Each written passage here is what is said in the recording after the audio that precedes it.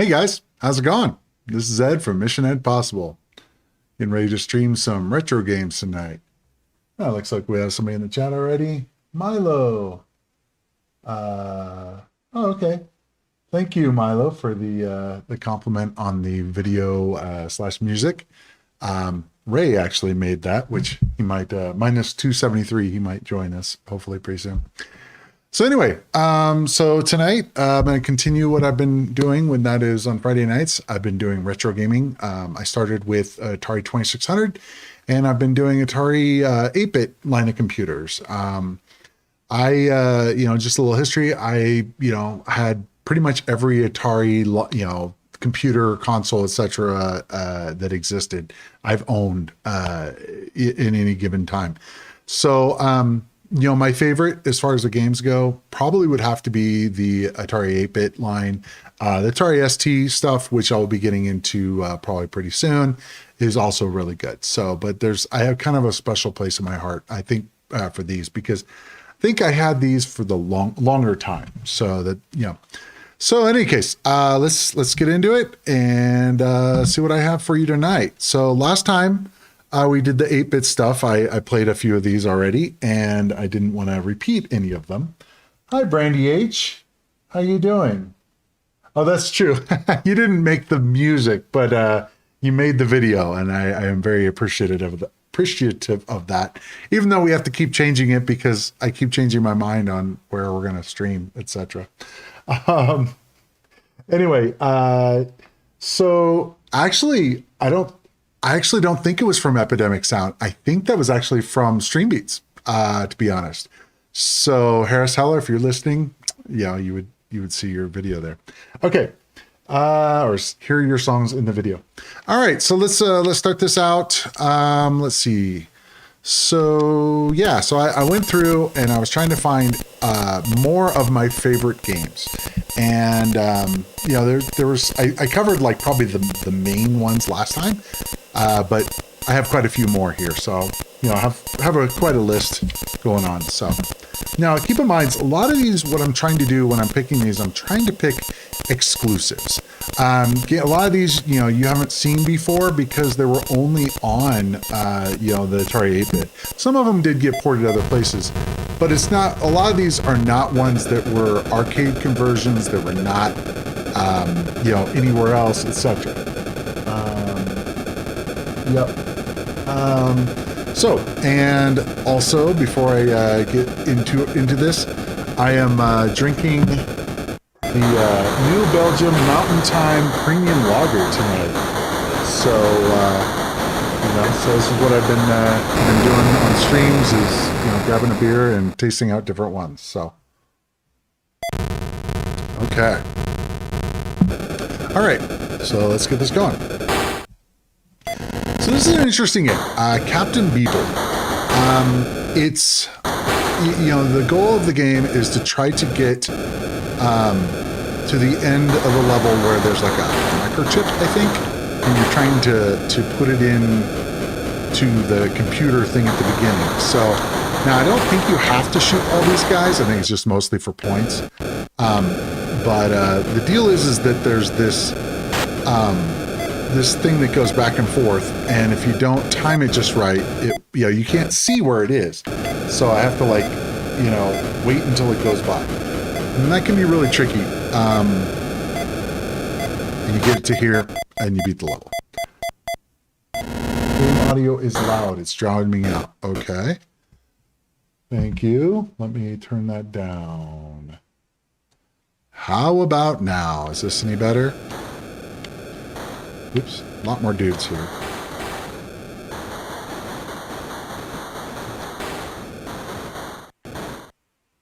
How is it now?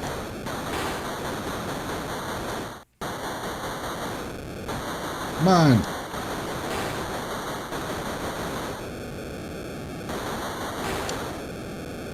Better audio levels. Okay, thanks. Cool.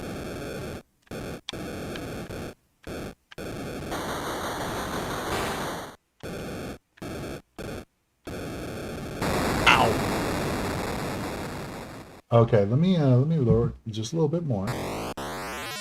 Okay, hopefully that sounds better now. get like a running dry or go here. Go. Okay, cool. Now, what's interesting is this game I had,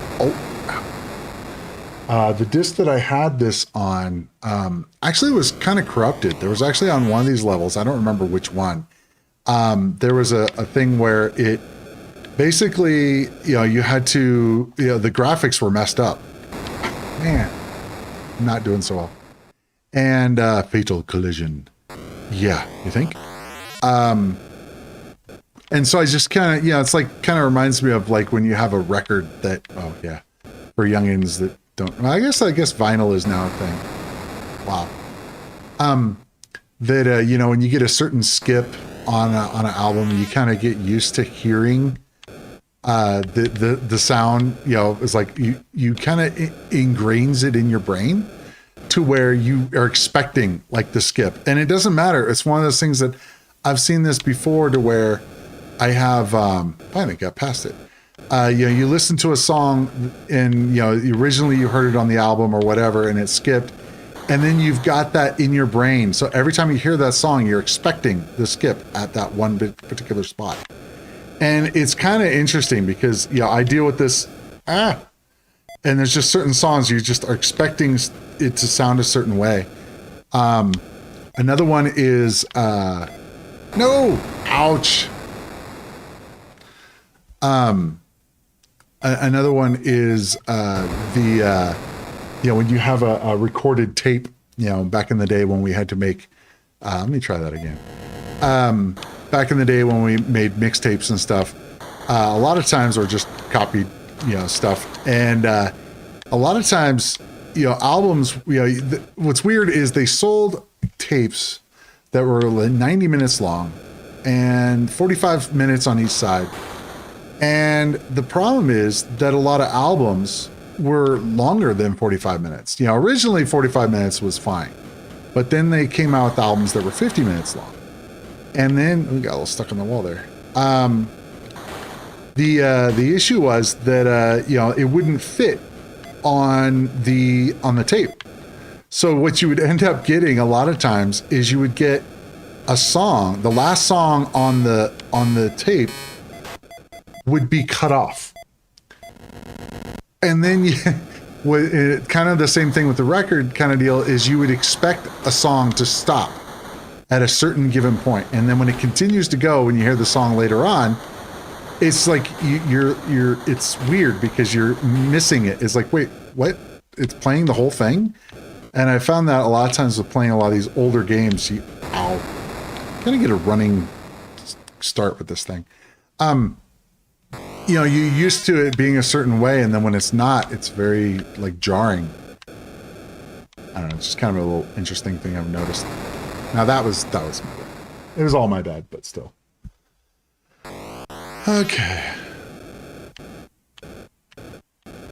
I used to have a thing where if I haven't played a game in a long time, I actually can play it the best the first time I play it, like in a setting.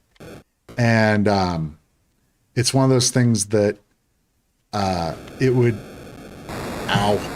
it was never fail. If I was going to get a high score, it was going to be on the first playthrough, always. And I don't know what it was, but it was just like, you would think that it would be something where you warm up and you get time to warm up on the game. And it's like, no, that really wasn't the case. It was like the first time when I play it cold, I'd be the best at it, which is kind of trippy.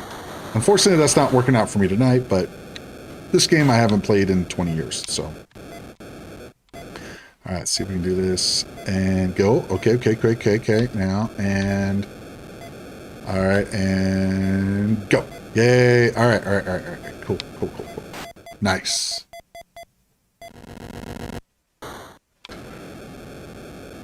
I think that clouds will hurt me, so I don't want to get close to them. I think that'll give me fuel, right? Nope. I just got to get there with the microchip. Oh, right. This is getting a little gnarly here. Ah! Gotta like hold my breath through there. All right.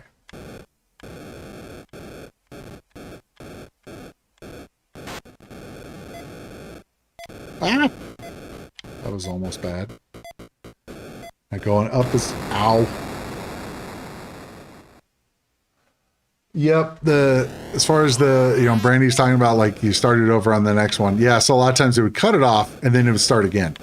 And that's pretty common. But a lot of times if you're trying to copy like a whole album, mixtapes are a little different, but with a whole album, if it didn't fit, it's like, well, you're only getting half of a song. Deal. It's just kind of a thing. They'd eventually started making longer tapes, but a lot of them were the 90-minute. And 45 minutes on a side. I always think it's funny.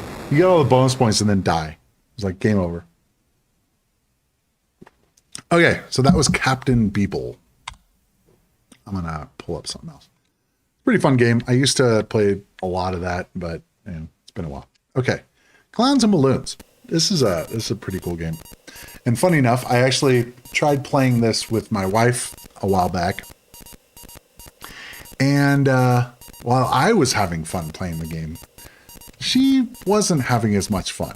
And it can be a little frustrating, I guess. But, basically you gotta... It's kind of like a precursor to... what would you call it? I guess like Breakout? In that you have to catch the dude and Breakout or Arkanoid or one of those, but the thing is the things move. So let's try this out. One of the nice things is that unlike a lot of the games of the era, a lot of them expected you to have a paddle controllers, and this one did not. So the nice thing about it is it makes it a lot easier to play.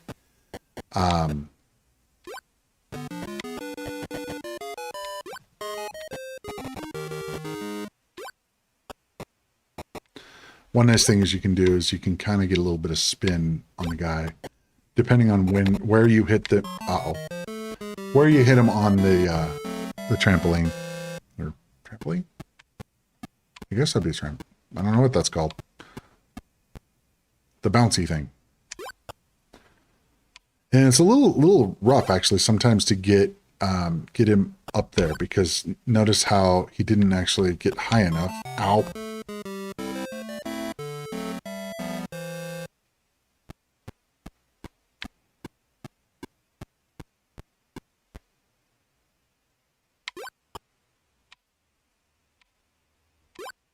Come on. There we go. Cool. All right, get it all.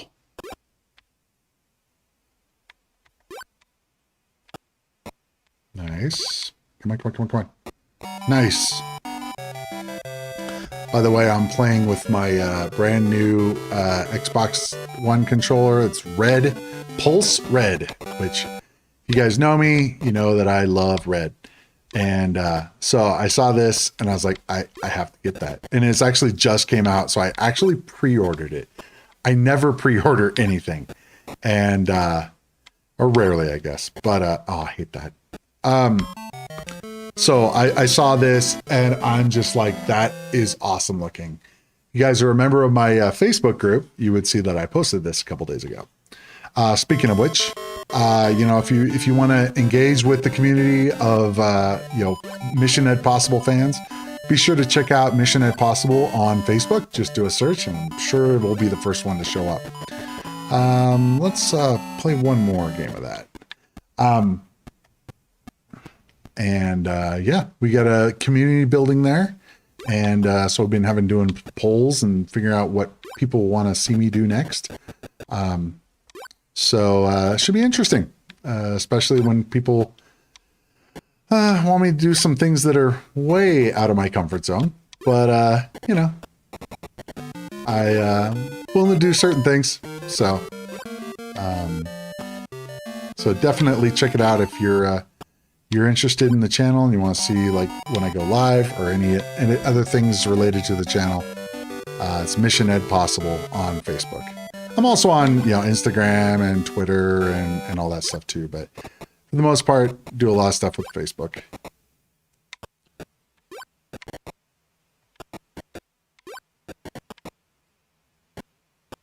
Ow.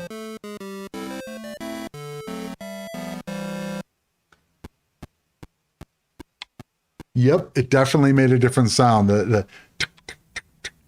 It's kind of funny, like when I load games and stuff, it has the sound, and it's one of those things that it's pretty neat actually. It does like a recording kind of it, so you can get the true experience. It's not exactly, since it's not physical hardware, but at least it kind of simulates it. One of the things that is kind of a pain with this game is if you have to hit the balloons in order. By the way, welcome to the stream, Highlander Z. So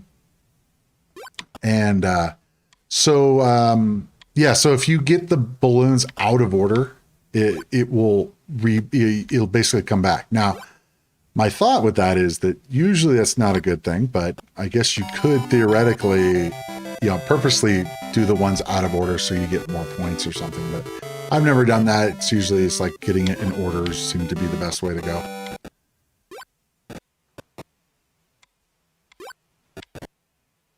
What I really like is when you can get it just perfect and it can send the guy going crazy along so you can knock them all out at once. Okay, that's clowns and balloons. I'm gonna go ahead and switch here. So I didn't get a chance to add art. I'm not happy about that, but man, whatever. Okay, so I'm gonna load up Encounter. This is a weird game, but cool.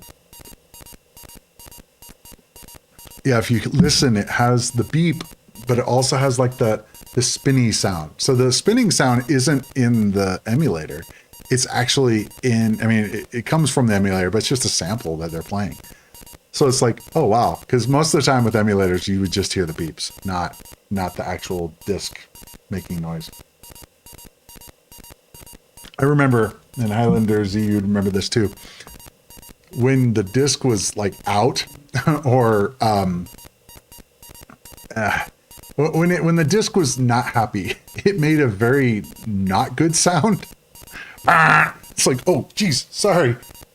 Usually if you took out a disc while it was reading and all kinds of things, that I was not too good about that kind of stuff as a kid, just because I don't know. I just was like, all right, whatever, pull it out, turn it off, just do whatever. And it still worked. Didn't have any problems, but I was a little reckless, I guess.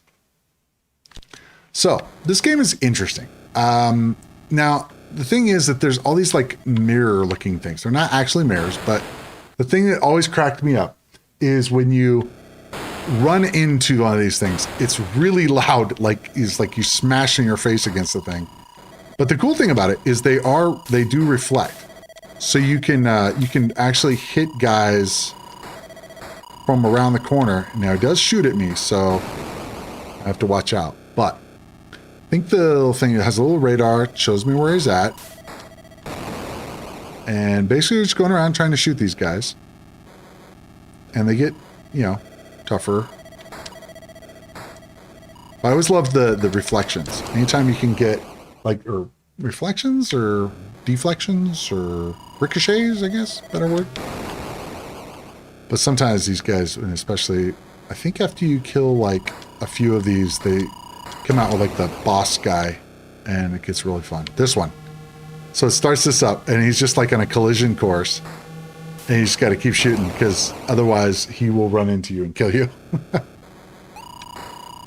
It's kind of cool. They like come out of like this portal. It's just kind of neat. Come on. Come on.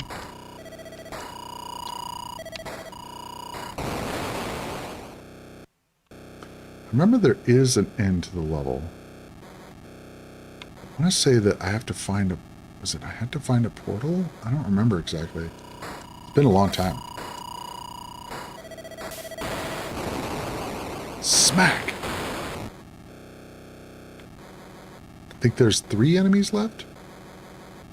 Never, you know, it's funny, as a kid, I don't think I ever really paid attention to the stuff on the screen. I just was fighting. I mean, keep in mind, when I had this, I was, you know, started out being 9 to about 12, 13 kind of time frame. Actually, even later than that.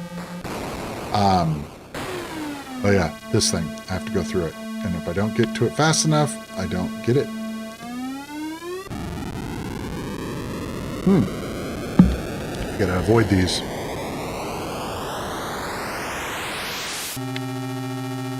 It's a nice, pleasant sound.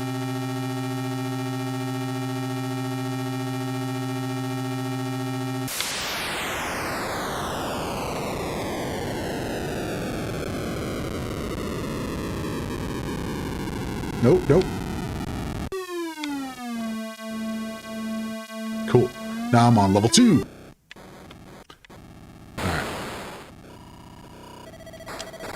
Whoa, whoa, whoa. Yeah, I don't think they shot at you on the first level. Now they shoot at you.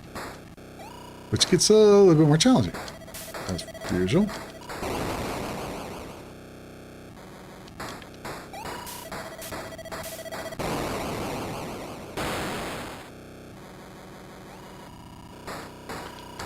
So I'm thinking about next time working on doing Atari ST stuff, because that was another console or computer that I had that I played a lot of. Other ideas would be an Apple II, because I did have an Apple IIe for a while. That was a lot of fun. You know, what I like to do is kind of focus on the consoles that I had, or the computers. Another one that I've thought about doing is to do Commodore 64. Now, the interesting thing about the Commodore 64 versus the Atari 8-bit was they were rivals. They were, I mean, the games and stuff were pretty similar, actually. And, you know, a lot of people will say, oh yeah, no, Commodore 64 was much better. It's like, no, I think for certain games it was better, and they definitely had their own exclusives. And a lot of people would say that the music would be better because they had the SID chip, which stood for, I have no idea, something, SID. Anyway, and so you know, you can actually get SID music tracks these days that were, you know, meant for the Commodore. And so the Commodore 64 and this, obviously they were rivals. And I never owned one as a kid, but I did have a good friend of mine that did. And we were talking about doing some of the games that were really popular, you know, on the 64, as well as, you know, other platforms. But the Olympic games, Epix, the company Epix, made a lot of Olympics. Ow! A lot of Olympics games. Things like summer games and winter games, and they kept going crazy with these games titles. You know, one of the later ones was California games, which was kind of neat. But you know, one of the original ones was summer games, and they actually had Summer Games 2, Winter Games, World Games, and I'm probably forgetting another couple. But you know, the idea is that it was very pretty neat, actually, the way they were able to do the controls, and the fact that, you know, it was multiplayer. You, I believe you used the same joystick and passed it around. I don't remember exactly. But the cool thing about it was that you can put in your name, which was neat, and you can put in the country where you were from. So it would, you know, one of the things where it would play the national anthem of the company or the country that you chose. And also, when you win, like the first place, it would play that music as well. And it was pretty neat as far as the graphics and the controls went. They did a great job with making it actually play really well. And sometimes getting the control, sometimes getting the controls down can be really challenging, especially when you only have, you know, 4 directions and a button. You know.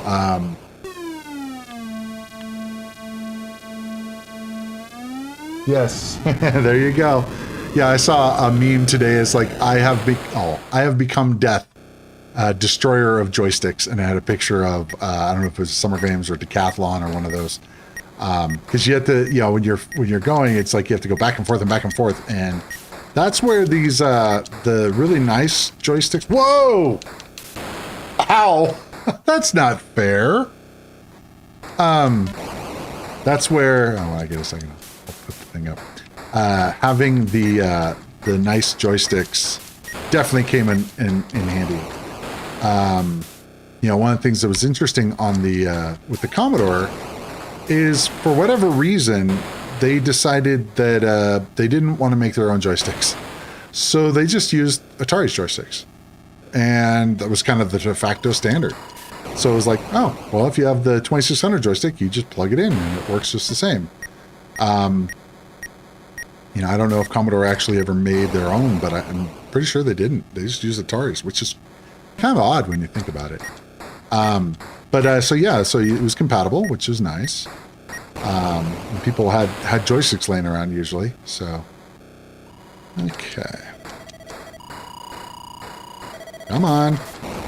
Ow. Where are you?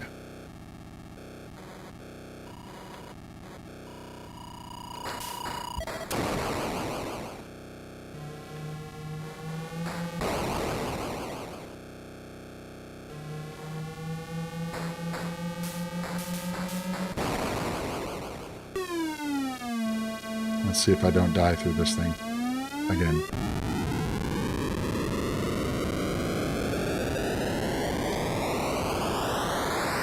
It's like I can't blink. Ah!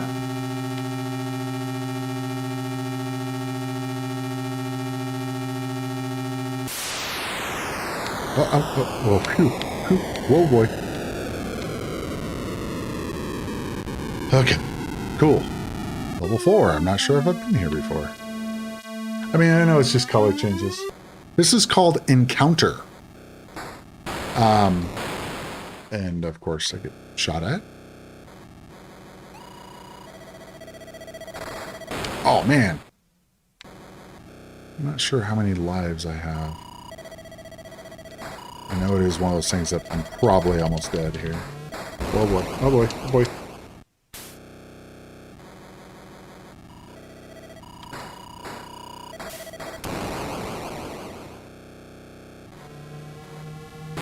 Uh-oh, uh-oh.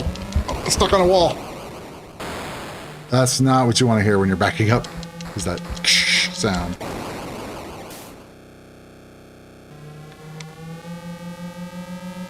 Uh-oh, uh-oh, oh! Whoa, that was close.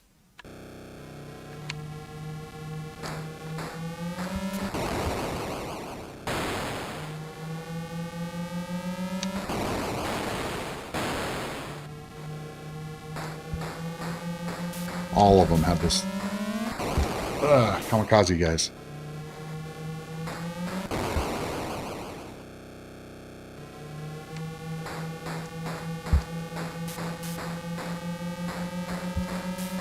Come on. He will gain up on you. Gain speed. Oh, wow, that was too close.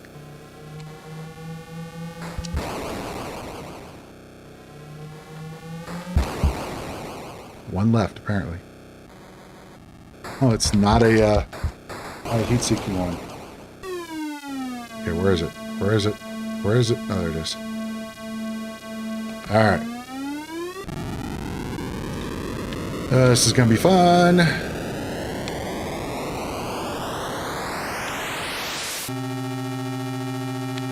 Ow.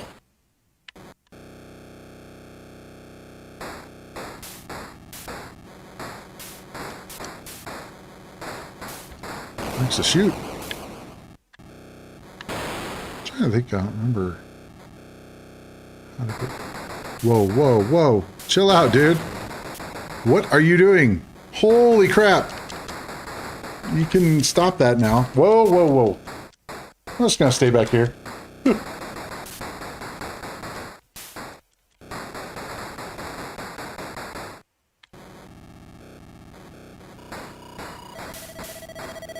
I gotta back up in my chair, that works.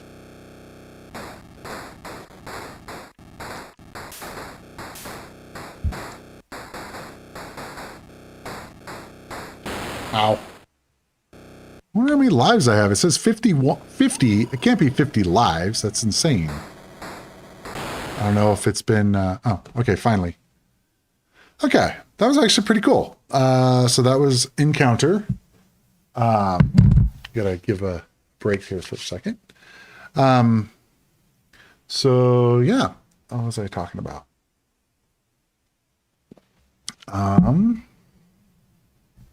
Let's see. Let's get out of here. All right. Some of these we saw last time. Master of the Lamps. That is one that is very cool. They're all very cool, but some of these are cooler than others, I guess.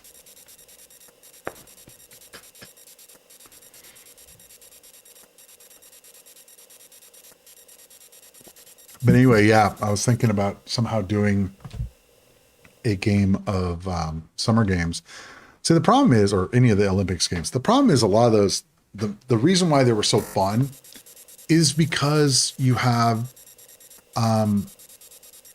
friends playing, to play with, and the time that we're in right now, that's kind of difficult. So it is one of those things that would be really neat to do something, where we can play multiplayer.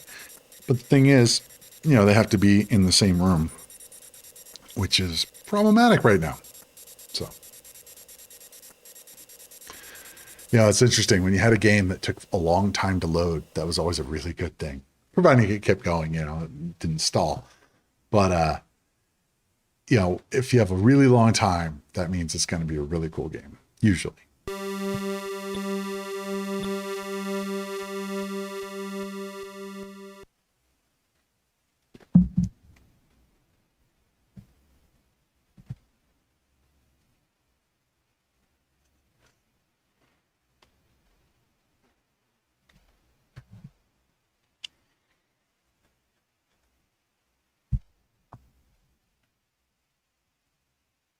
Master of the Lamps.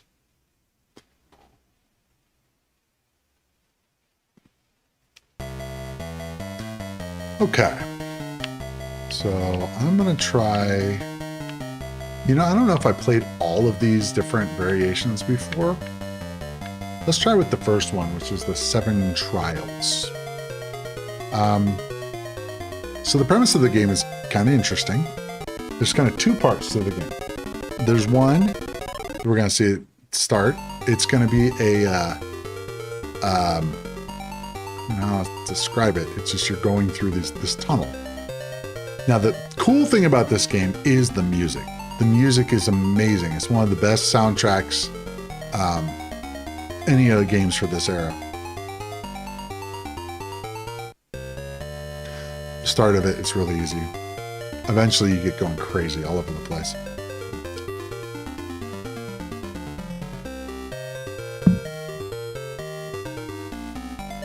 One of the things that's interesting about this game is, like, if you move your controller, it actually messes you up a lot more than if you just try to stay in the center as at all possible. Okay, so the second part of this game is basically like a Simon Says game. I don't know. This would be Simon Says or Simon game, I guess. So you got to hit thing 3 times. And then you have to basically hit these colors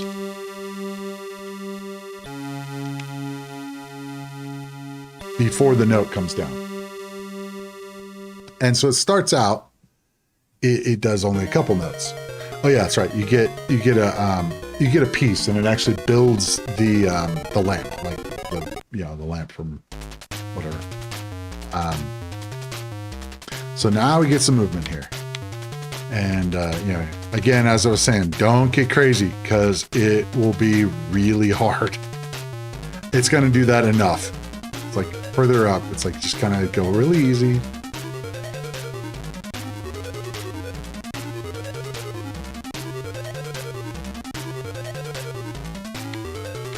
I always used to love the music in this game. In this game.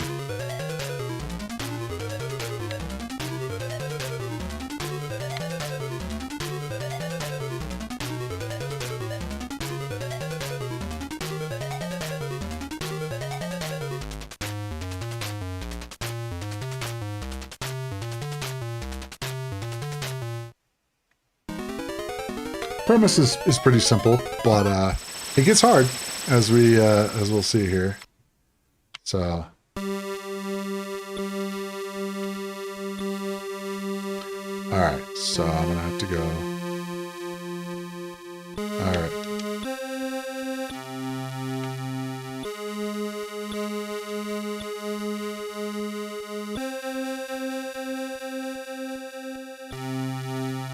It can be really kind of, you have to hit it just right and, you know, not get too frustrated because it can get, you have to hit it just right in order to hit the gong at the right time.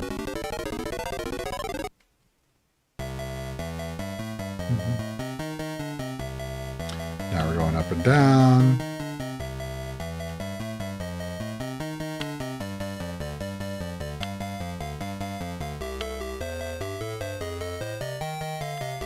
Be kind of neat to take some of these songs and actually transcribe them and be able to play them on a keyboard or whatever.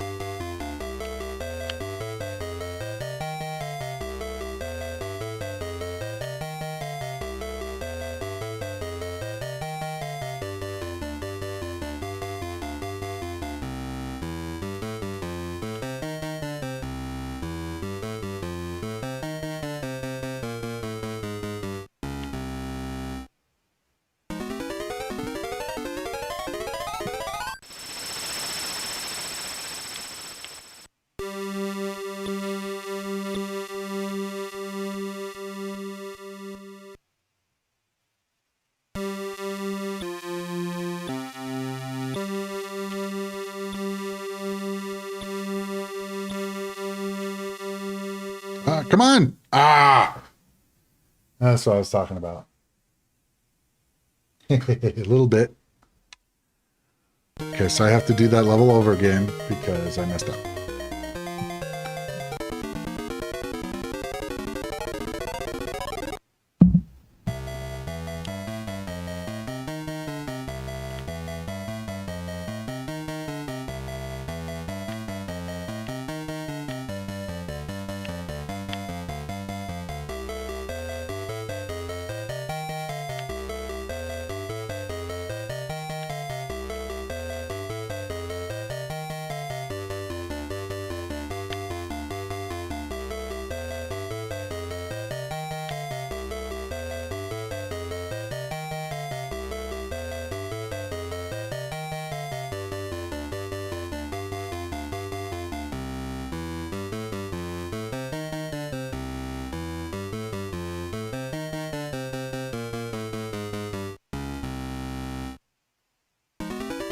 Okay, let's see if I can do this without messing up.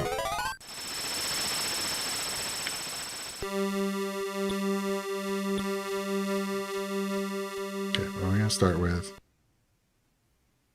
Okay, pink.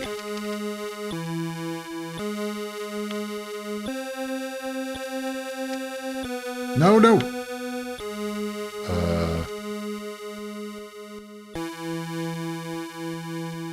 There we go. Cool.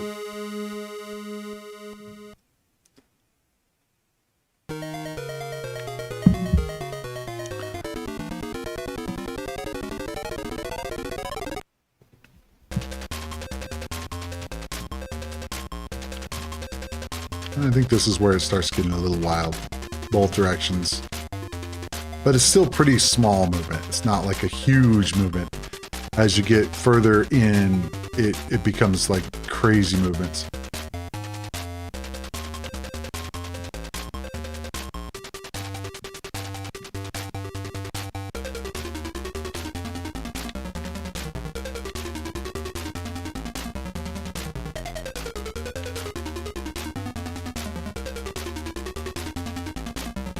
Love the soundtrack of this.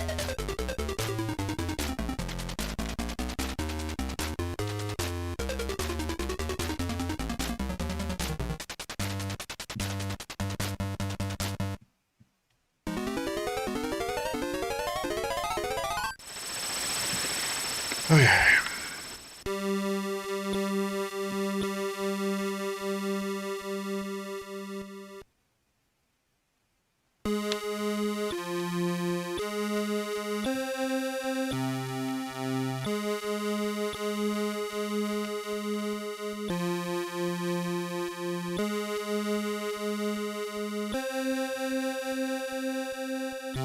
Cool.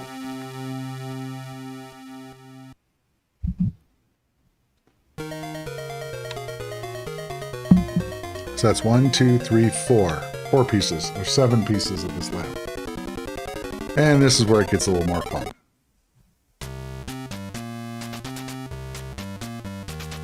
Yeah, it gets kind of a lot more crazy with the movement here.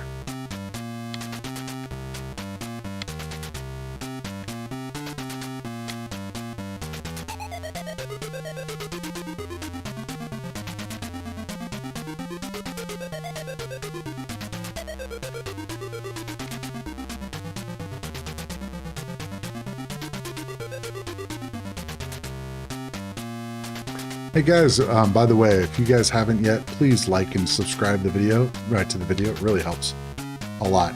Can't look at the camera right now, but it really help me a lot by liking and subscribing. Trying to get to 100 subscribers. It's our first goal. Then I get to have get a really cool. Yeah, this is getting nuts now. Okay. Then we get to get a custom URL at 100 subscribers, so. Come on now. Okay, cool. All right.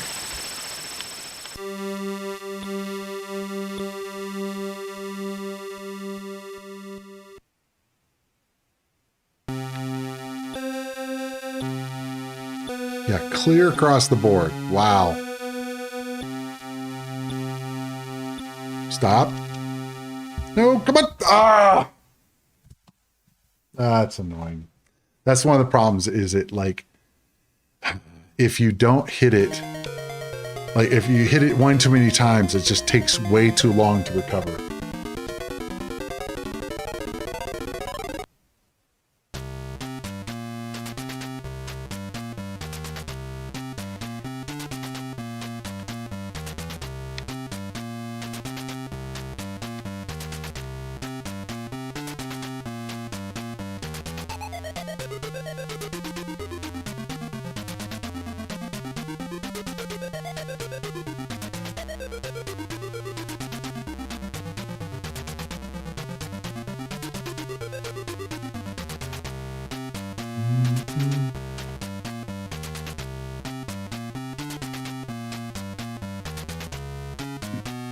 So I am looking for ideas on retro game streaming. If you guys have specific consoles or games on the consoles that you'd like me to check out, I do have an extensive collection of stuff.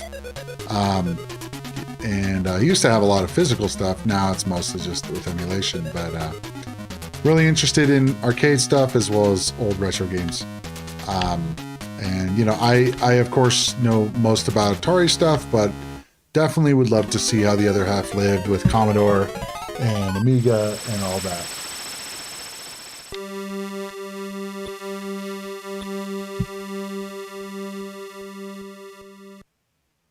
Okay. Alright, I gotta plan out my route here. Okay, come on, come on. Come on.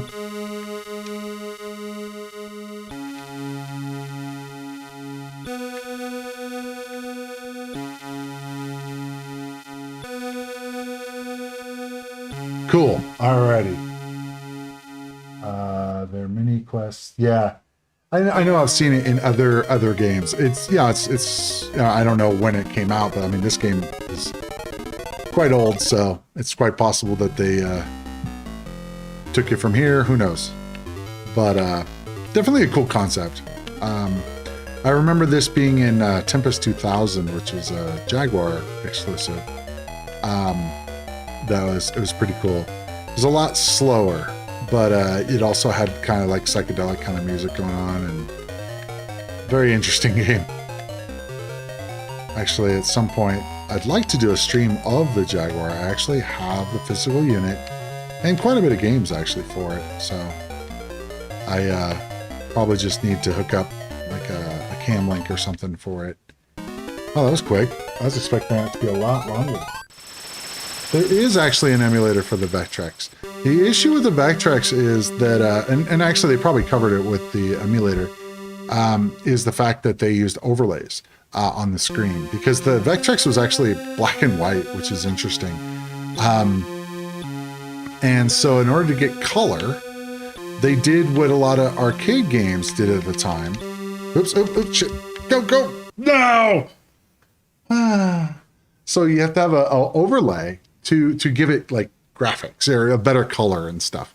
So the actual Vectrex machine is actually kind of interesting.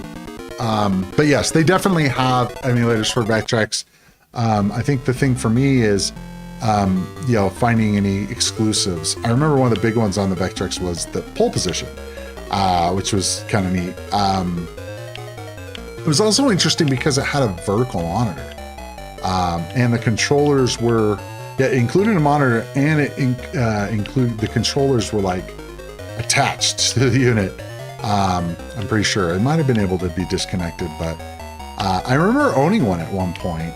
It was way after they were big, and I ended up selling it. I was like, I don't really need this. I've gone through so many of the retro stuff. This is so weird. It was like this one was so easy to get through. Now here, maybe not, but the actual what it was called, the tunnel thing, was actually not too hard. Okay, pink.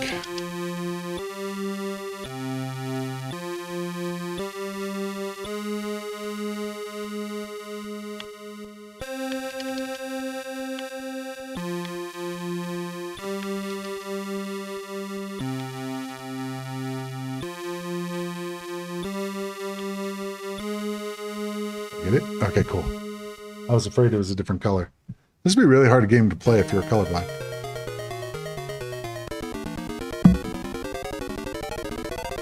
I think this is the last level. And then I think this starts getting crazy with the movement. Yep.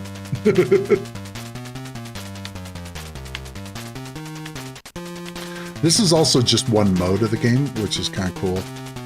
There's several. I want to say this is the main one I've done.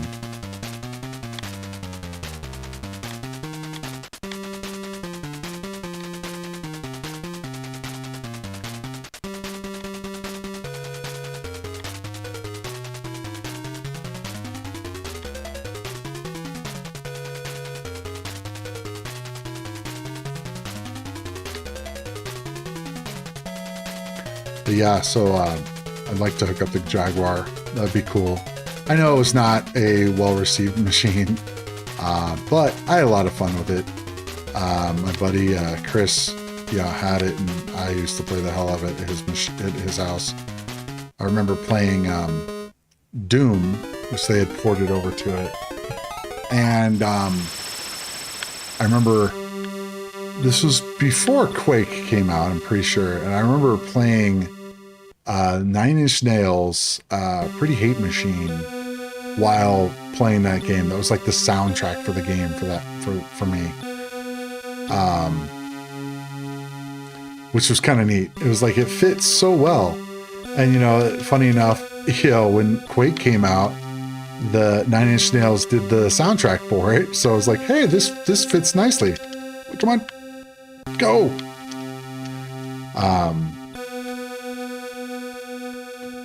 Nice. I think this is the last one. Yeah, because it does something different. It goes into the lamp. The end. Press start to reset. Yay. I beat the game. At least that mode.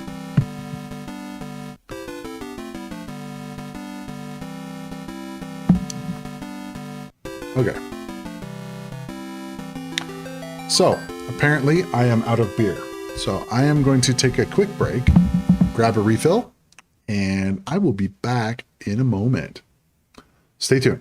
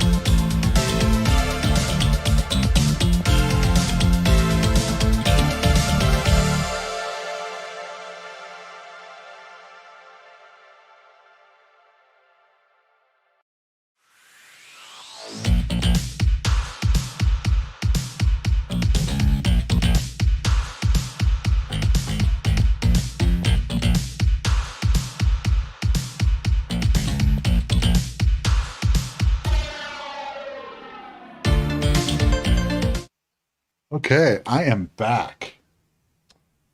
Love this game. It's so pretty. I actually, it's one of my favorites, actually. So I got a refill, and this one is a breakfast stout. It's a double chocolate coffee oatmeal stout. Coffee, huh? It's the weekend. This is from Founders Brewing. If you guys can see it, it's a little bit bright, maybe. But this is definitely a stout. That is some thick beer. Cannot see through it at all. So that should be pretty tasty.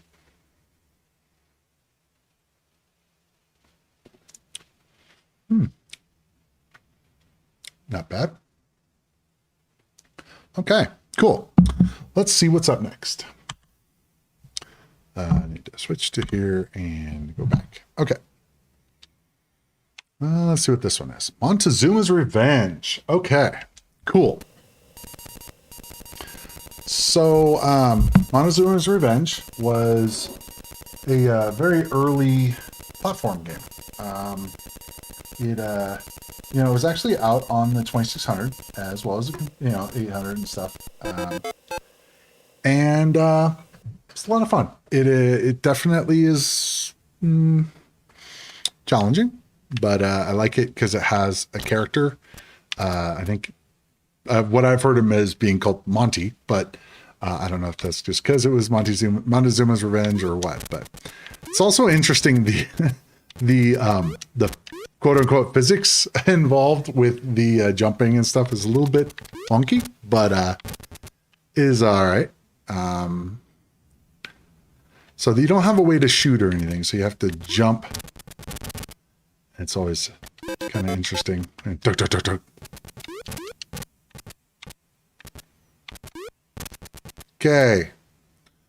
I can go, oops, dang it. I was going to let you guys choose which way I was going to go. All right, whatever.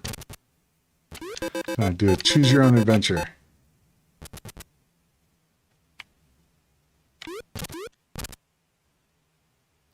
It would be kind of cool to find a game where I can have you guys choose which way I go. It'd be kind of neat, I think. Let's see. So I came in from this. No, I didn't come in from that way. Came in from the ladder, I believe. This is always fun. If I want to jump. Oh, actually, I can't. This is a dead end, so I have to go back. Oh, almost died. Have to go up this way.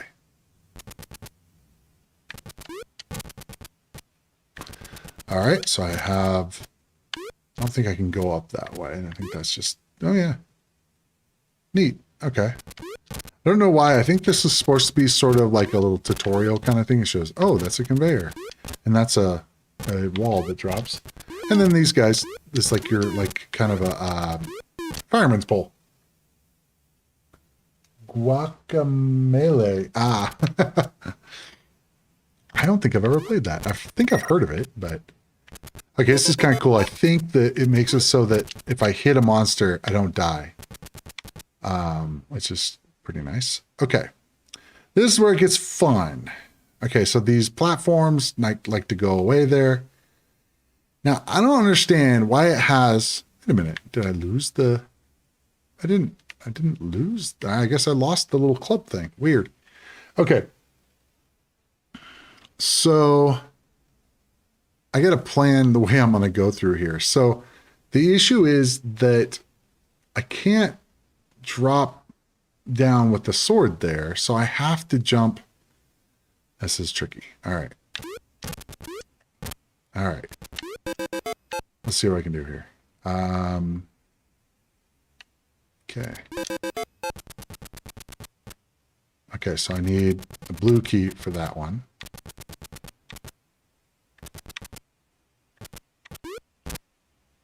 Hopefully I can keep my sword. This is where it gets a little fun.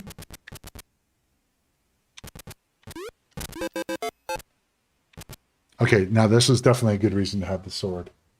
Metrovania, where you play as a luchador who can travel between the world of the living and the dead. Oh, okay, cool. All right, so I got my sword, so that should handle that.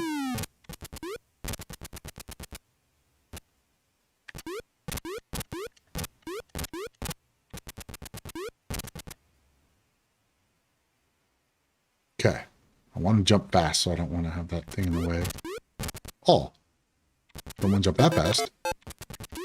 All right, cool. Let's go up here.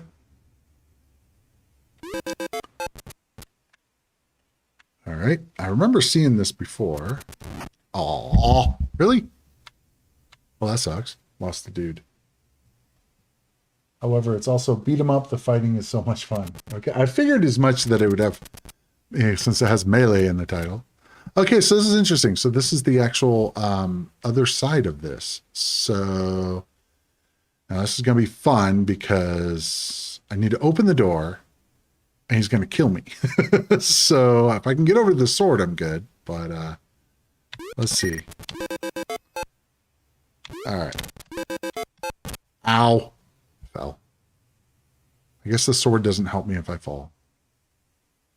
I want to say I have to go up. So I can't get those. It's weird. This one's kind of weird. You have to like time it just right. Or else you die. All right, let's see if we can do this. Okay. I think this is where I wanted to go.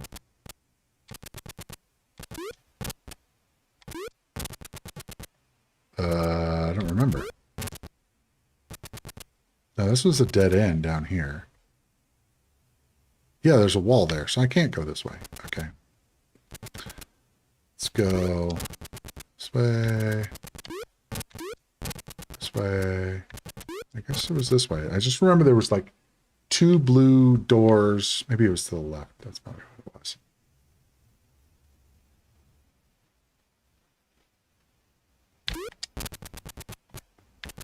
Maybe.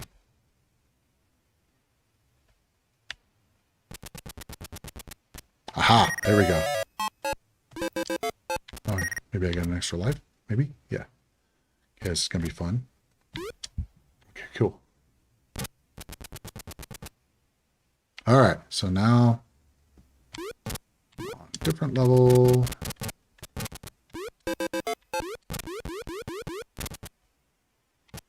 Let's see what's over here.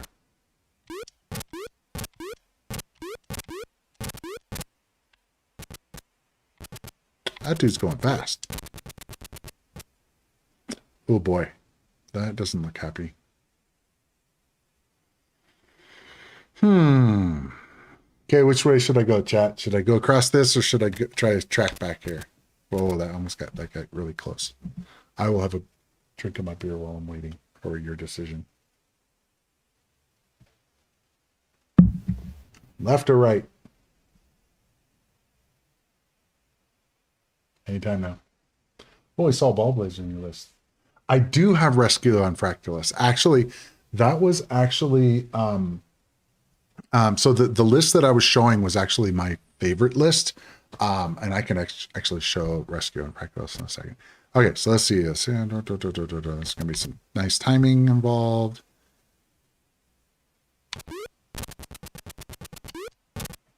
Okay, wow, cool.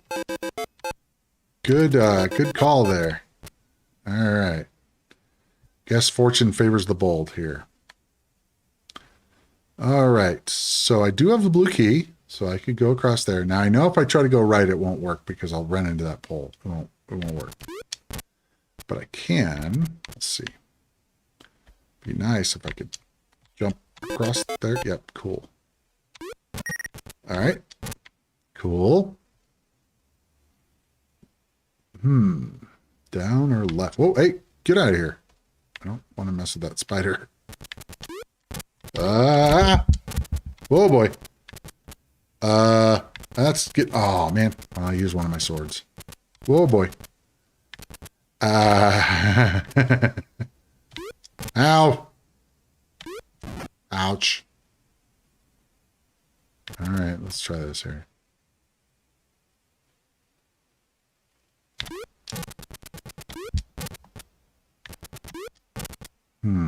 Up, maybe?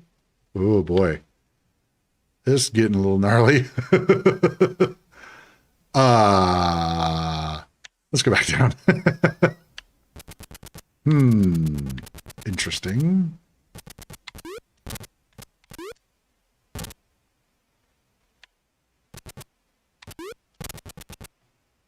Oh, another spider. Great. Ah. Oh.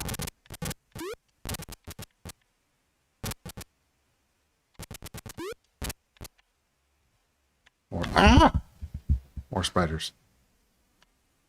At least one of the things that's kind of cool is that if you die to one of the monsters, oh, I guess that was the same way.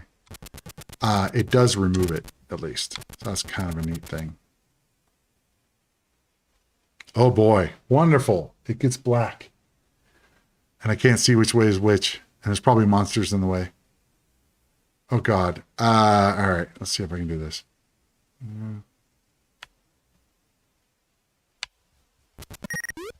Oh, there was a thing.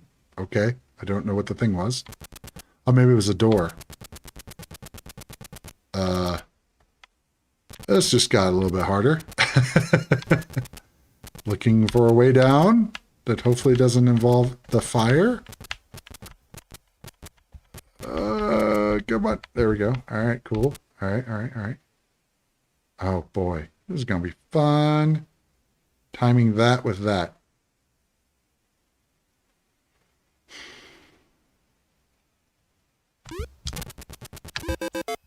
Whoa.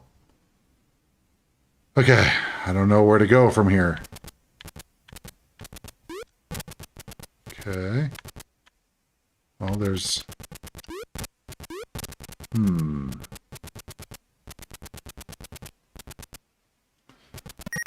Oh, ow. That sucked. I guess they want me to go down, though. So, maybe I'll jump? Oh, whoa! I have never been to this before. Oh, that's cool. It's like a water level, kind of? Whoa! I'm sorry, I'm tripping out because I have never seen this before. Okay, music stopped, and I guess everything's gone. All right. Well, I can't go up, so I guess I'll just drop down. Ah. Interesting. Oh, I guess that might have passed the level, I guess, because now it says 2. Interesting. Did I just beat the game? Perhaps. Now I'm on the harder level. I could live with that. I have never gotten that before. I'm actually pretty happy about that, to be honest.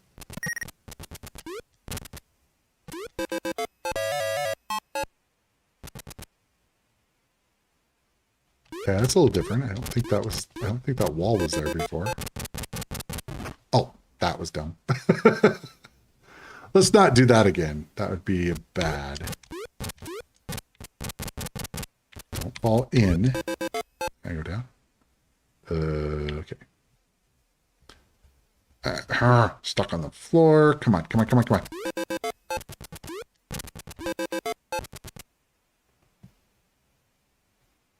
Oh boy, this looks fun. How to get those keys? Well,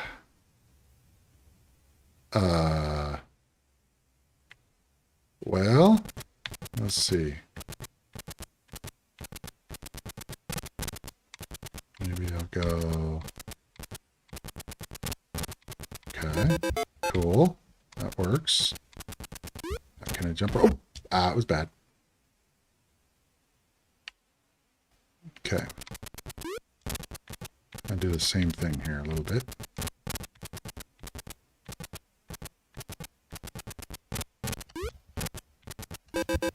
Okay, now getting back out is gonna be fun. Ow, ow, ow, ow, ow, ow. Man, it really wants to take you to that open spot, or spot that's gonna be open. All right, let's do this here. All right, cool. Now, I know I can't jump across here. There was a level just like the bonus level in Addams Family. Probably my favorite area of the whole game. I am going to have to play Addams Family on the stream. I think That's one that, especially when I get to the ST. The Atari ST is one that's where I played it. It'd be interesting to see what the differences are between the console versions and the computer version. I'm not sure if there are many. Okay, this is gonna be fun because I know that the jump is crazy here. Wow. Okay, that was the wrong jump. Let's see if I can make that better. That was not that was not nice and easy. All right. And that was fun. Okay, 40,000 points. Got to level 2. I am happy with that actually. The computer version just isn't as detailed. I don't know. It would be interesting to see, especially for someone that does know the game. Okay, I am going to switch to, instead of using the favorites, I'm going to play with all and switch it so that it will use just the 800. And Highlander wanted me to check out Rescue on Fractalus. So the interesting thing about Rescue on Fractalus, there was 2 games that came out. Actually, I guess there was more. There was Coronis Rift. I guess the first 2 were Rescue on Fractalus and Ball Blazer. And these were made by Lucasfilm Games. They decided that they wanted to get into game making. And so they put out 2 awesome games. Personally, Ball Blazer is absolutely one of my favorites. And the interesting thing was they actually released the games under a, I'm guessing it's one of these. So probably here. No, not Rally Speedway. There we go. They actually released these games under kind of code names before they were released. So this was actually called, when it came out, it was called Behind Jaggy Lines. Jaggi.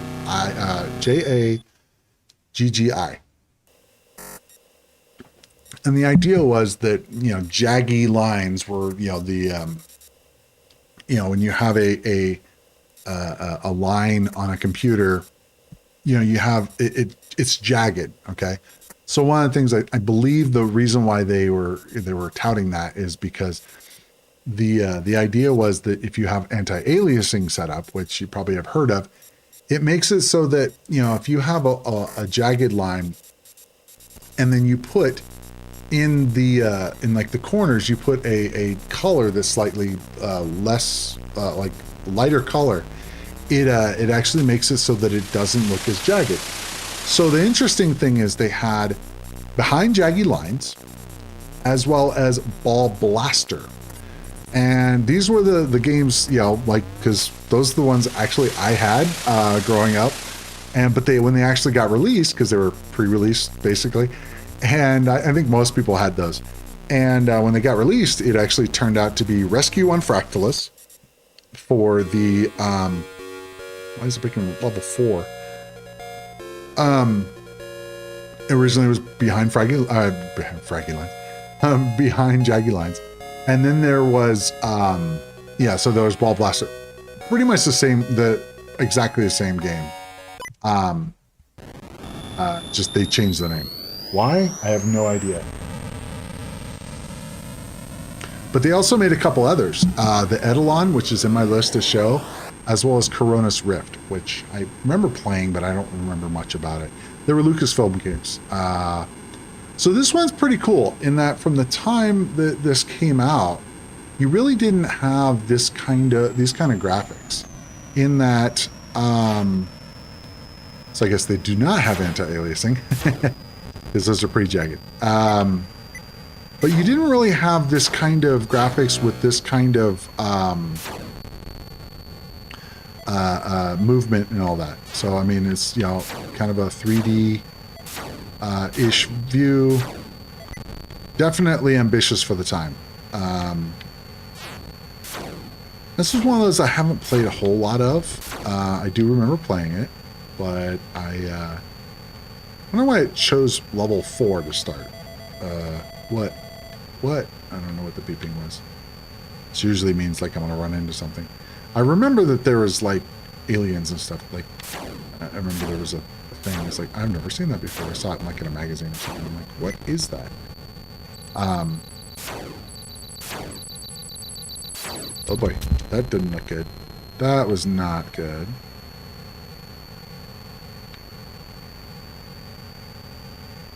I'm trying to remember the actual purpose other than going around and shooting bad guys.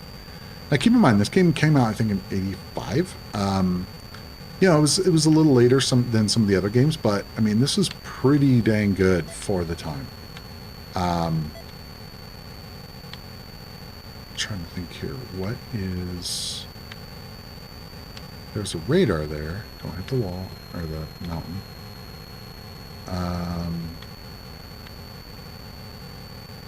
Guess I need to be looking for something. Oh, bad guy. Let's try aiming, Ed. That would be great. Aim at bad guy before shooting. Okay. I remember you have to, like, shoot these guys and then you, like, land or something. It's been a long time. To be honest, this wasn't one of my favorites, so that's why it usually doesn't show up. Oh, there's a long-range scanner, I guess, over there. Oh boy, one of these guys again. Don't... Oh, I think I got him. Cool. Right on.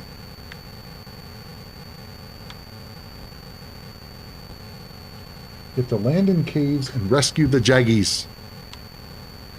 Yeah, I remember. I mean, I know you have to shoot these guys, but I don't remember after this. I'm like, is there a specific... Oh, I think I got too close to the mountain. Specifically... Okay, long range scan over there. Okay, cool.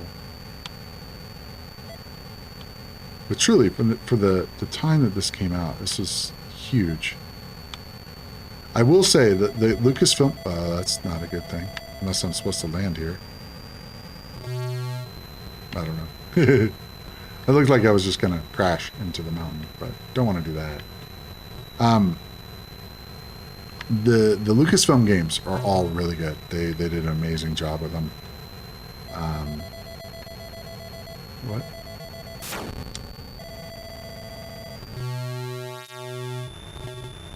Okay, that's not good. Yeah, might help to look at a manual or something.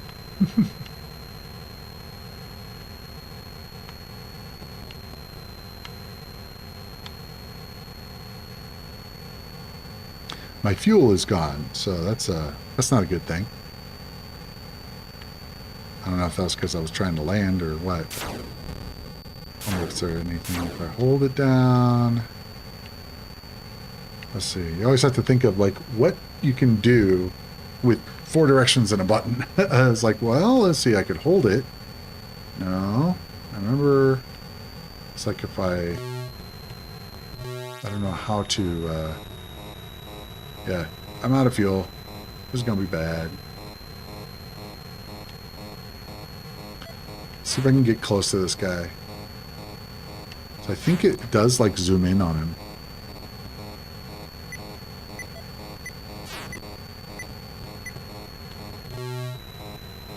Okay, I just did a flyby. That'd be nice to land to look at the menu. Oh, yeah, there's a thing. Oh, yeah, and I died. Fun! Yay!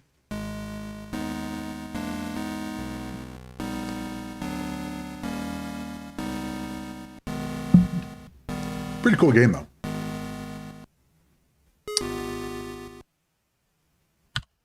All right. Let's see. What else do I have on my list?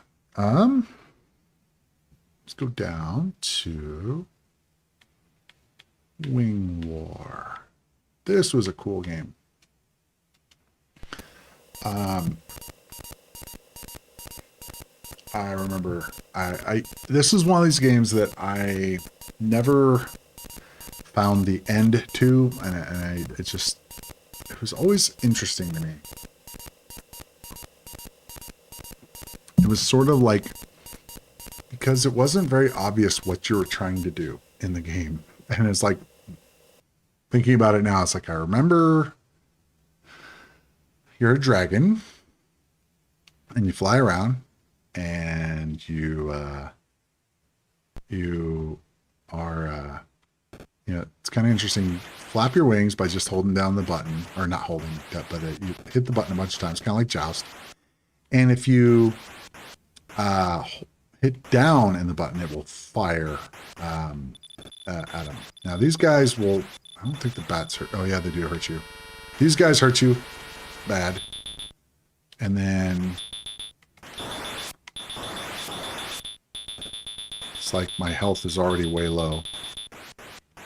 But I remember having to, oh yeah, bad guy.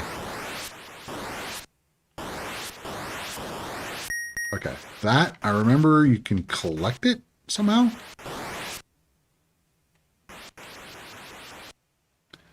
I don't know how. Yeah, and then you can pick up this egg. Oh, wow, really? I don't remember how to pick it up, though. I thought it was like you had to land on it. Oh, land on it a certain way. And these are your eggs, are your lives. And I think if you collect the eggs, you can, you'll have more lives, which is kind of interesting. Ow. Thunk.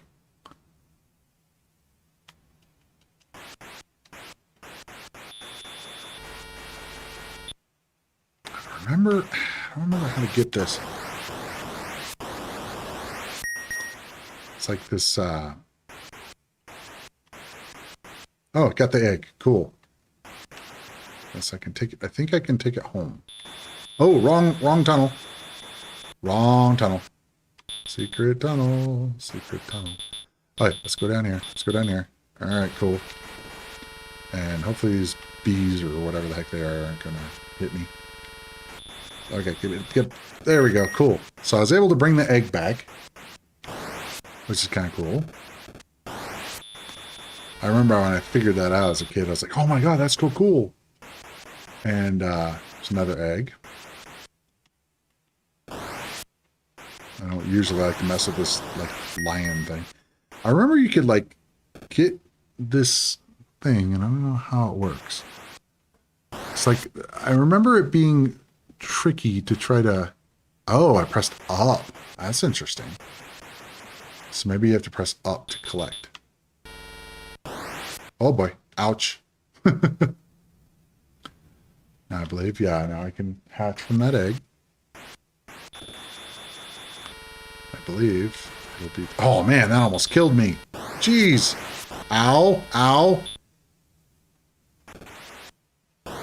Uh-oh. No, no, no, no, no, no, no, no, no, no.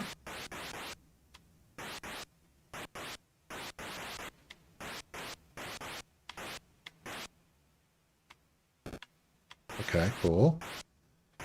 Got the egg. Don't hit me. Ouch. Yeah, I think that's game over. Really neat game, though. It's, you know, the only thing I knew how to do was to go grab the eggs and bring them back. Now, there's probably an end to it since it has a cool map and everything. And that's one of those that I might want to try to, you know, find the manual for it. It's one of those I don't think it was actually formally released because, you know, it says it was, you know, it was only available in Europe, and it says that it was, you know, it was, you know, only a Magic title. It was not released in the U.S. And, you know, it talks about being ColecoVision or Atom. And so, yeah, it wasn't actually released in the U.S. apparently. So, okay. Another one is Zaxxon. Now, this is an arcade conversion, port, whatever, but it's a really good one. In each of the nests, maybe, I don't know. It'd be cool to actually find like a actual guide or like the manual or something for it. Usually if you have a map like that, it's usually something that has some sort of ending. But the game's really hard. So as you guys saw, like I can get killed like immediately. I always loved when games had an intro screen. It was not that common. Only a few of them did. And it was just so much, excuse me, so much cooler to have the intro screen. I don't know why. At least to me. Okay. So this is Zaxxon. Now, I actually, to be honest, I think I prefer this version over the arcade version. And I don't know if it's just because it's easier.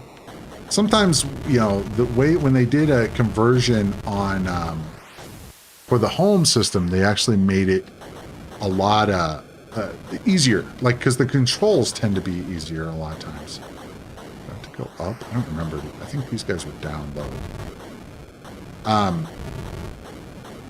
And so it actually makes it a little bit easier to play. I remember playing Spy Hunter. That was one I used to love playing. I'm not sure if I should have that. I remember this scene was slightly different in the arcade version.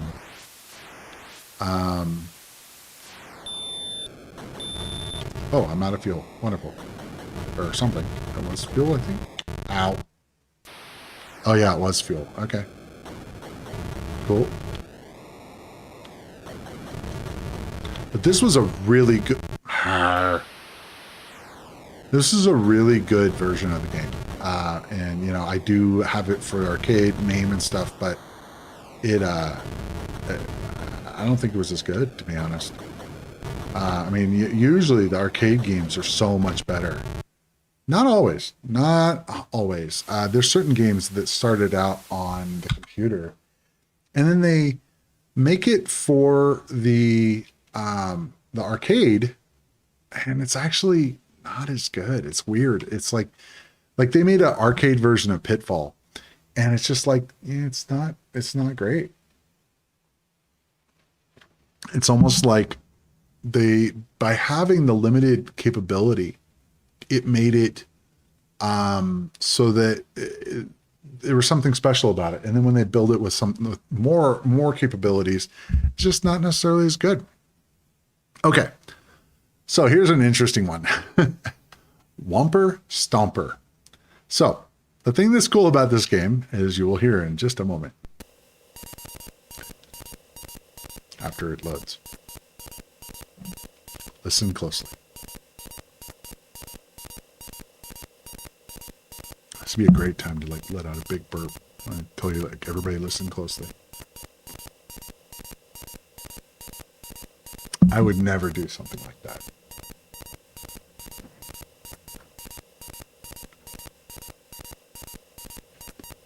So this one, remember how I was talking about, if it takes a long time to load, that's going to be an amazing game. I'm not sure this one falls under that, but there is a reason why it is taking a long time to load.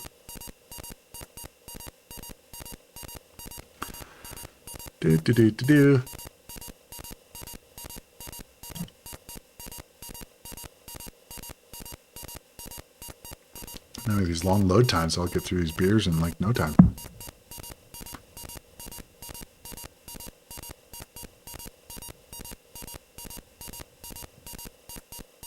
Yeah, this is when you fire up and then leave the room. Go get a cup of coffee or something. There we go. Whomper Stomper. It has voice. Actually has sampled voice. That was pretty dang rare. Player 1. So this is kind of a funny game. So you're afoot. And you're trying to get all these ants from getting over to your picnic bench. The apple somehow makes my foot faster. I don't understand. And now I think that the aardvark can get some of them, or anteater, I suppose.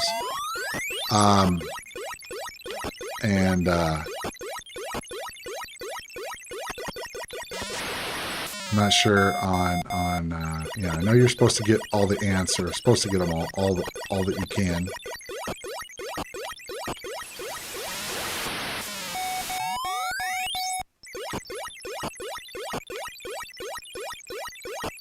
Such a silly game, but whatever. This was like I had, and I'm like, I gotta show you guys this.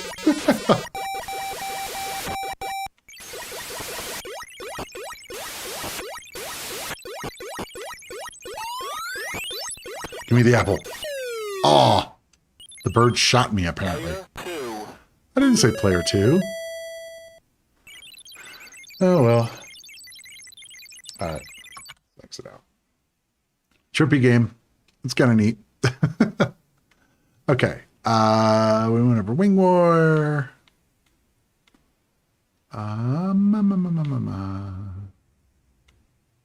Let's see.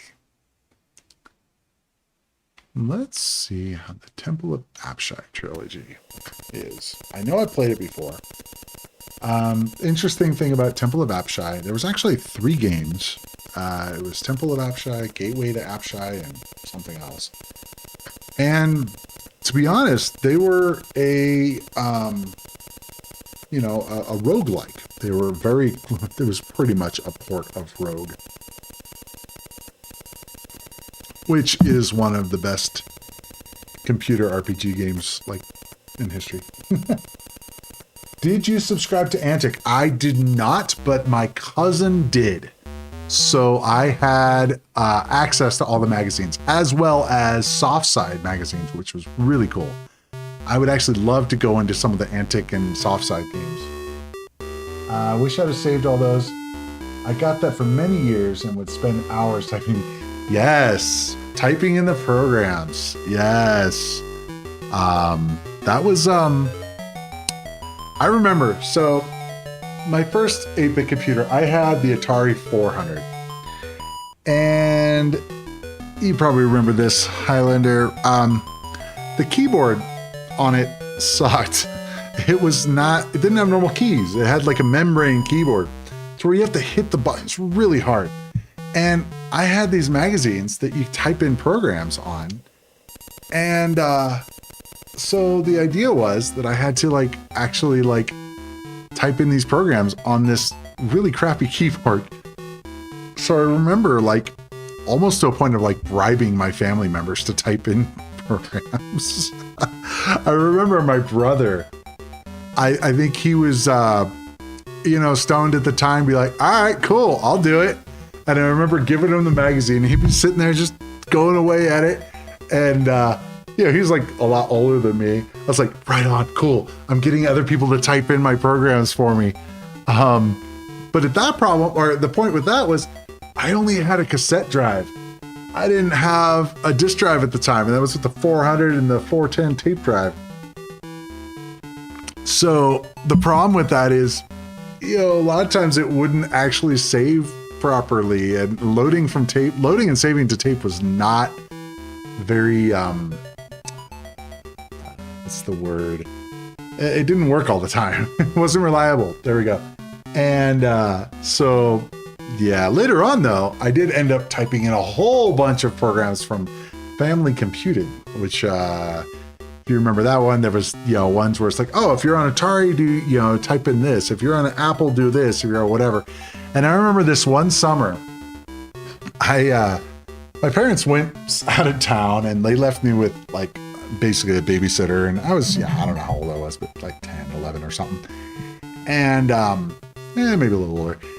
And I at that point, I did have my 130XE. So I had a real keyboard, I had a disk drive and all that.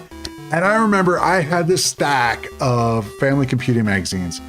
And I remember I was so bored that summer, I was just typing in programs left and right. And I remember I had so many of them that I wrote my own menu system to be able to play them all. So I was so proud of myself that summer.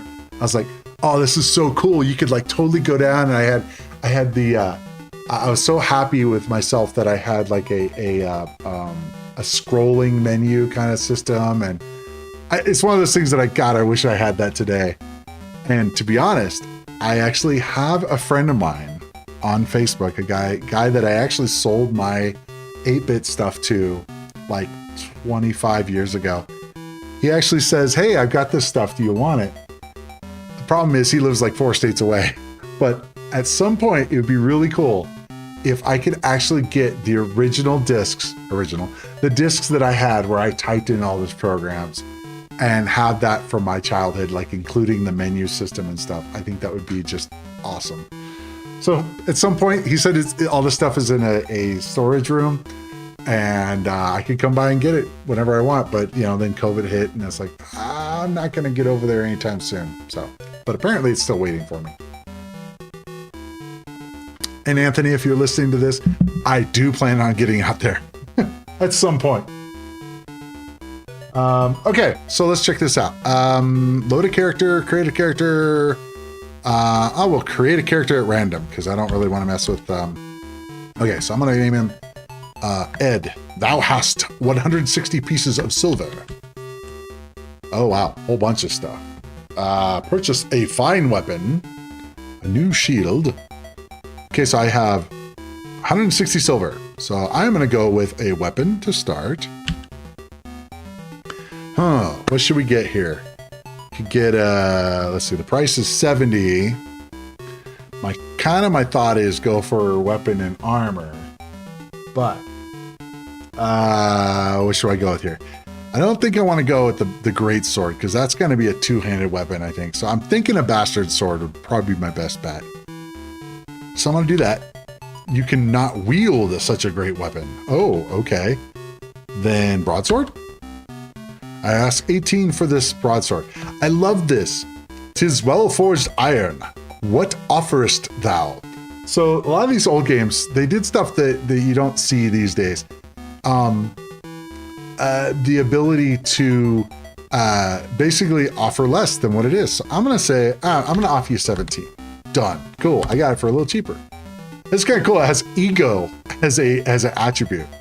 That's kind of cool. As well as intuition. All right. So I have a fine weapon. Let's get some armor. So we got, oh wow, it's expensive armor. I've got 143 silver. I kind of think I need to go with the ring now. Let's try that. I'm gonna give you 90. Done. Wow, I got a deal. Right on. A bow, arrows. Yeah. Let's grab a shield. A large or a small. I guess a large. I'll offer you 13. Cool. This guy takes offers left and right. Okay, I've got 40 silver left. I'm gonna just go straight warrior. I'm gonna grab some healing salves. How many salves do I want? I'm gonna grab 4. All right, so can't give him a different offer. All right. Save the character, enter the temple. Let's see what the temple is. Monster speed. Slow, medium, or fast? I don't know. Medium? Ah, so this is actually the Temple of Apshai, the upper reaches of Apshai, and the Curse of Ra. Let's go into 1. What level wouldst thou visit? 1 to 4. Now unlocking the dungeon. All right, cool. Let's see. Huh? Is it joystick? Kinda? That's kind of weird. It's like it. Oh, weird. So you can turn, and I kind of want to do control like a keyboard because this is kind of funky. WASD? No, not drop. Oh boy, I killed it. Well, that's one of those that probably needs a little bit more more time than just a couple minutes. So I'm gonna have to come back to that one. Okay, what do I got on the list here? I went through those. Let's see. If you guys see something on here, I know it's great. It sucks. A lot of these, the art is not correct. I apologize. There is a, yeah, I need to fix some of them. So Okay, so I'm looking for Snooky. Not that one. So SN. Okay. Right here. Nope. And oh, there we go. Cool. So this is one of the first games I got, I believe. Platformer can be pretty hard. Oh wow, getting to the end of the list here. So, yeah, if you guys have any comments about what you guys might want to see me do for the future for retro gaming, please leave a comment below, as well as, you know, liking the video. I'd really appreciate it. Okay, let's check this out. So this is fun, but it's hard. I remember this. It's very not forgiving. You mess up at all and you're toast.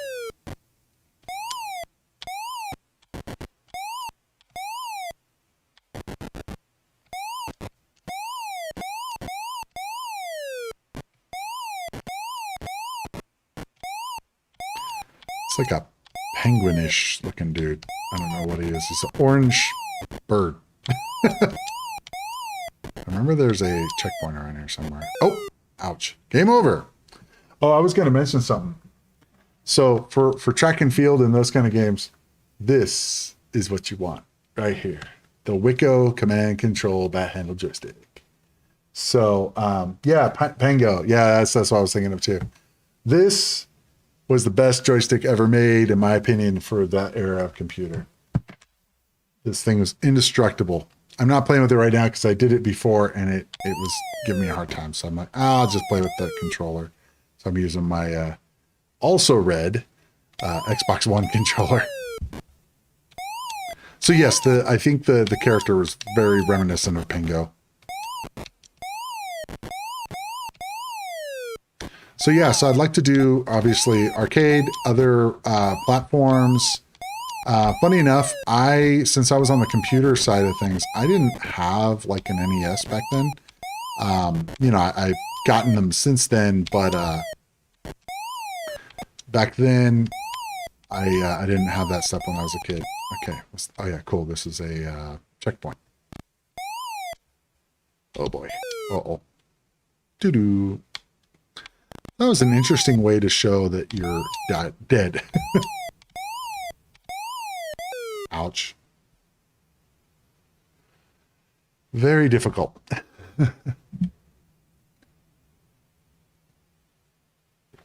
But pretty fun. It's always kind of neat seeing when they have the address of the games companies, you know, Funsoft in Agoura, California.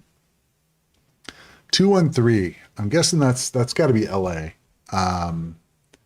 But yeah, it's just kind of neat. It's like, it's kind of, to me, it's almost like a time machine, no, time capsule kind of thing. Let's see, what was I gonna mess with? I know what I was gonna mess with. Well, actually, it was right there. Yeah, some of these pictures are just wrong, completely wrong. SO. It takes the time to go through all these things. Okay. Call the number. Yeah, I think I'd probably get some random person. Huh? What? Is this the number for Funsoft? What? No? That was my best Hank Hill impression. Well, not my best. It's a Hank Hill impression.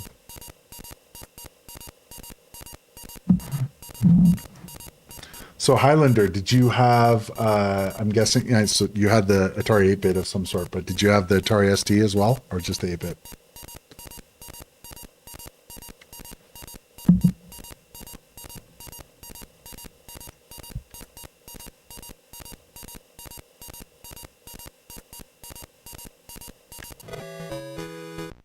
So, this game was a favorite amongst me and my brothers, mostly my brothers.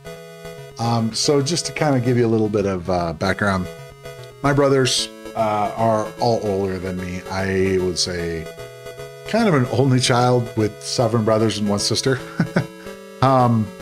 In that my youngest sibling is 13 years older than I am. So I remember playing this game with my brother Robert, my brother Larry, and my brother Mac. And we would take turns playing this game. And it's Star League Baseball. And we had a blast playing this. 400, 800 XL, 130 XC, and finally 1040 ST. Cool. Yep, I had the 400, 130 XE, and then a 1040 STE. I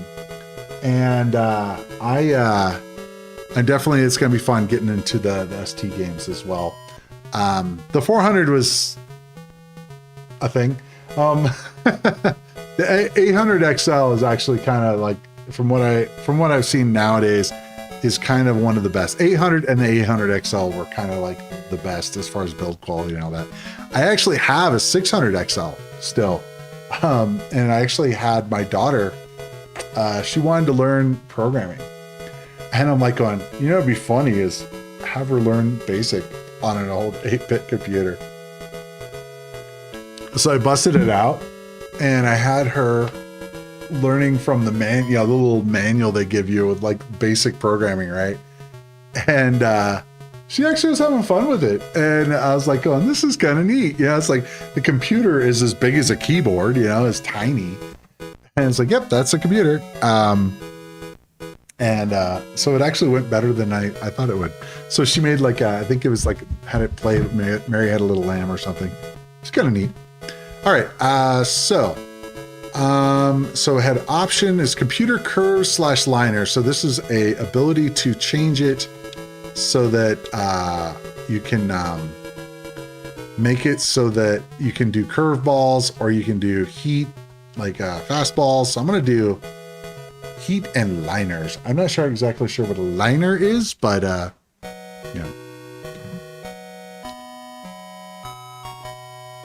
But anyway, my brothers were all into baseball. I was, kind of into baseball, not majorly, but I understood the game and I watched it here and there. But we played a lot of this game. Wow, not even a warning shot there.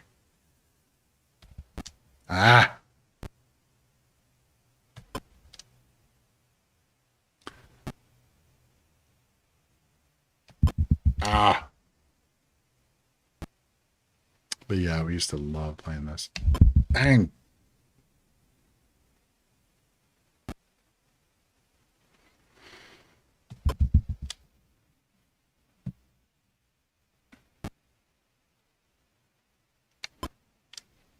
Jeez. Come on.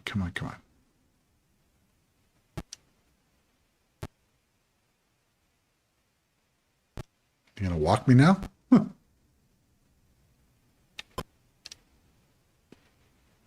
It's like I'm just a little too late, I think.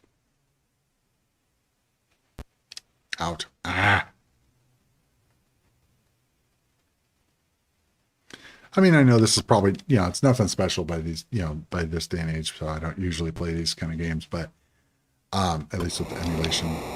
But it's just, it brings back memories, and I don't know, especially ones with my brothers who, 2 of them are not around anymore. So one of them still left. And Robert, if you're watching this, remember this. Come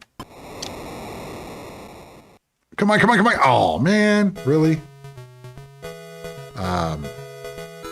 But yeah, we'd play full games of this and just sit there and all day. And for me, it was cool because, my brothers were, come on.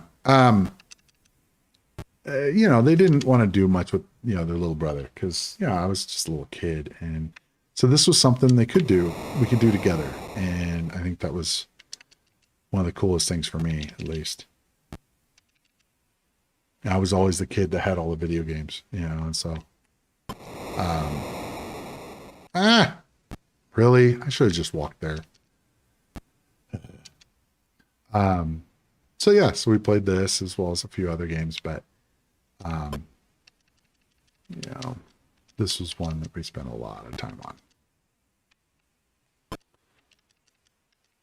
One thing that's cool is like you get at the seventh inning, you can, oh man, really? Oh, bases loaded. Wonderful.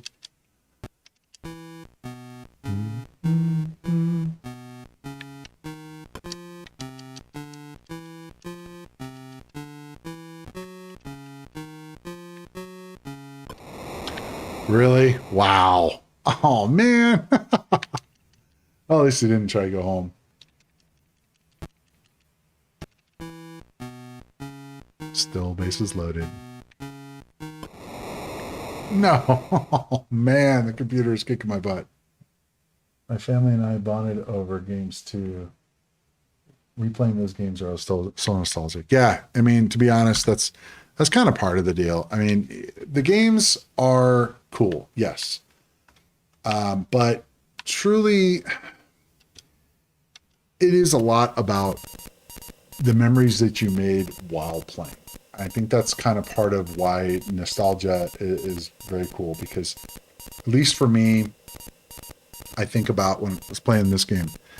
I remember playing this a lot with my nephew, and one of the things that's interesting about Spy Hunter, so this is one I was talking about, is actually easier on the computer than it is on the arcade game. But one of the things that was interesting is the fact that it used 2 joysticks, and it didn't say anything because I didn't have the manual for it. And I remember playing this and going, well, because in the arcade game, there's you have the machine gun, you have the oil slick, you have the smoke screen, and then you have a rocket to be able to shoot the helicopter. And the thing was, I'm like, how do I do this? I don't know how to do the other the smoke screen and the oil slick and stuff. And I think I found it by accident. I had a second joystick plugged in, and it fired it off. It did like the special move, and I had no idea. I'm like, that's how you do it? So then it was kind of neat, because then it was like, all right, my nephew, or what we would do is when we were playing it together, we would trade off. Second player would be involved or controlling the special move. So the oil slick or the smoke screen. So it was sort of co-op in a way. And one of the things that's cool about this one versus the arcade, so like right now, if I don't have another joystick, I can't fire off the smoke screen or the oil slick. Well, it's not a big deal. But so we were able to play co-op, which was neat. Another thing is that on the computer version versus the home version or the arcade game had a gear shift. So a lot of the driving games at the time had low and high. They didn't try to do like a full-on gear shift. Because that'd be kind of nuts, especially if you dealt with like a clutch or something. It'd be nuts. So dang it. Lost all my weapons. In the arcade you had a gear shift, and in the old and on this it doesn't, which means that one of the problems with the arcade ones, and I've tried to play it like with emulation, and it's insane because it would go so fast. And one of the problems with the home system is we didn't have analog controls. We had digital controls, up, down, left, right. And in the arcade you would have you would have analog controls. So the steering and the brake and the accelerator were all analog. And so that made it a little bit easier because, even, if you're going really fast and you switch it out of the, low to high. Yeah, okay, cool. He's not going to shoot me. If you go from low to high, it just goes super fast, and it's just crazy hard to play. I played it in the arcade, and it's just it takes a long time to get used to. But at least on the home version, it was considerably easier to play. So I played a lot of this, and so these days, when I actually try to play the arcade version, it's like, I'll take the Atari 8-bit version. It's just much easier for me. Because it's just, you get going pretty fast, and this is good. It's not like super fast, and you don't have to worry about shifting. You can go up and down, and it's just this guy I have to bump on. I don't have the rocket launcher, so I gotta avoid him.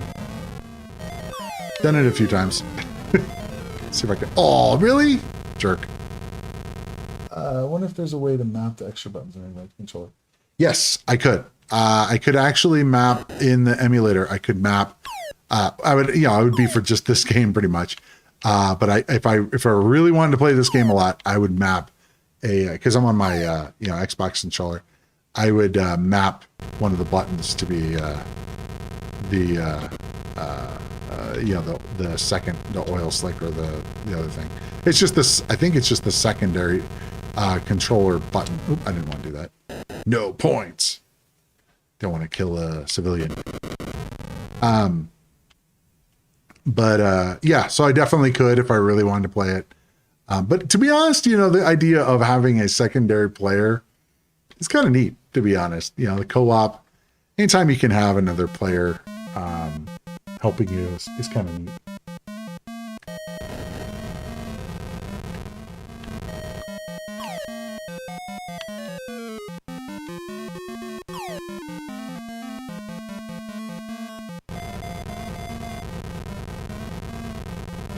Everything but the rocket launcher. Can you bomb him? Oh, be cool to bomb the bad guy. That'd be cool. So yeah, not having the extra weapons makes this a little bit harder. But this is the novice version, so it's easier than expert.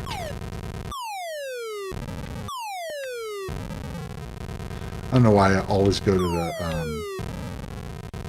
the ocean, just because it's cooler. Uh-oh. Yeah, sometimes that guy gets crazy with the bombing and doesn't let up. Go away, dude. All right, come on. Don't blow me up. Okay, cool. All right, I got all the things I can't use and playing at a disadvantage. All right, it's okay. I'll live. I always love the theme music for this game, just in general. It's one of those things that was when I started playing the piano, I had to learn how to play this.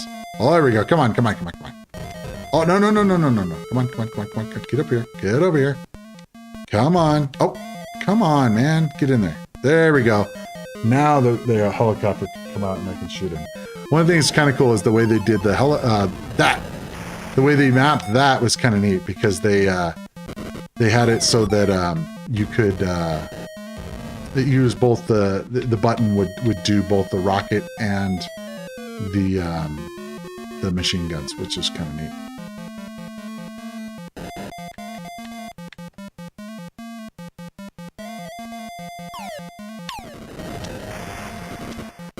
Nice. Funny enough, this probably is the best I've ever done in this game, to be honest.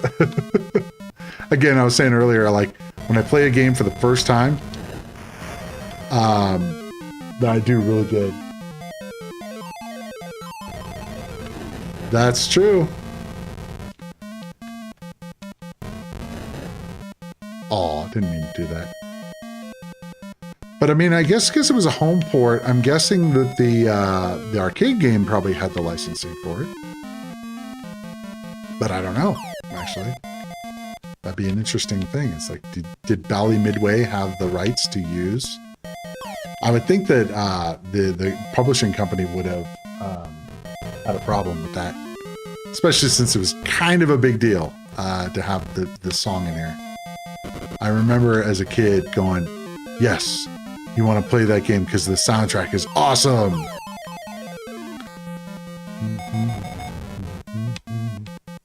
2 extra free lives? Wow, or extra lives. I love the concept of, you know, back then having the, oops, don't shoot him. The idea of having a car that can transform, quote unquote, into a boat. That's just like amazing, you know? So it's like, yeah, I think that part of that is from, you know, watching Transformers and all that. And just like, that is so cool. So there's certain games that have that ability, and it's just immediately were amazing because you could do that. I remember there was a game called Dexter. Oh, that'd be cool to do some of the old PC games too. There was a game called Dexter, and you were like a robot, and you could turn into like a plane, and you go through the level. It was kind of a platforming game, but pretty cool idea. Like you could transform, and it's like, so instantly made that awesome. Because if you could transform, man. You could transform. That was like a, you know, immediate awesomeness. So all you had to do is, oh man, no more music. Oh, no more gun. All right, it's gonna be fun. Ouch. The end is near. I can tell. I think a free life comes at 50,000 though. As a kid, I always used to shoot everything, all the bad guys and everything. I didn't know any better. And I'm done. That was fun. That was almost 50,000 points. I don't know if that's my record, but it's pretty high. Okay. What else we got in here? Let's see. So at this point, just kind of looking for games that are interesting. Well, Pitfall 2 definitely doesn't look like that. Pitfall 2 was, again, one of my favorites. I think that I played this, I showed this on the 2600 in a previous stream. But the computer version is better because the computer version has extra stuff in it. And the music's slightly better. This one I think has a thing on there. Adventures. Yeah, Adventures Edition. So I guess it was like sort of a kind of a expansion in a way. So, but you know, it looks very similar to the 2600 version. Better colors and stuff, and you know, better graphics in general, but nothing crazy. Hate these stupid birds. Okay, this is kind of neat. If you go backwards here, it's kind of funny. This little dude like prevents you from going that way. It's like, no. All right.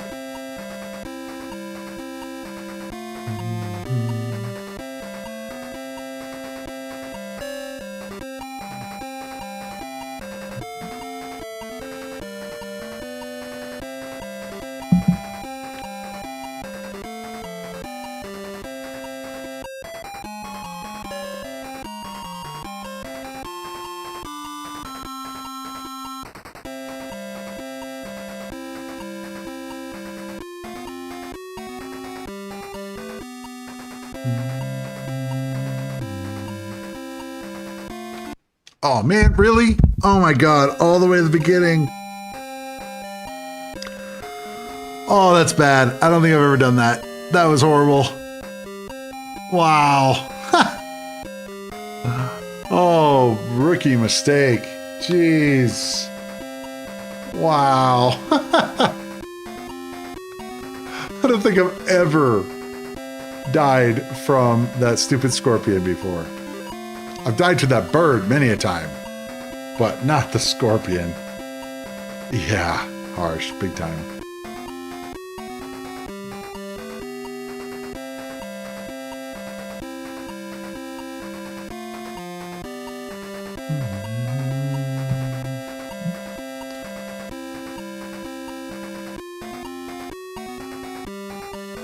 Out of beer. How'd that happen?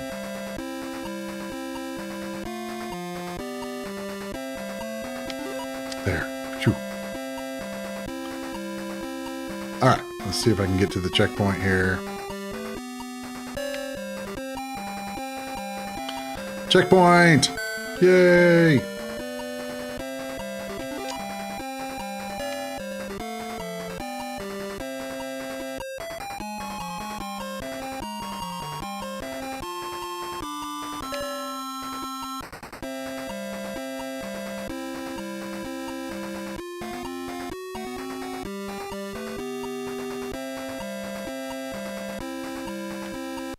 Oh, at least I don't have to go very far.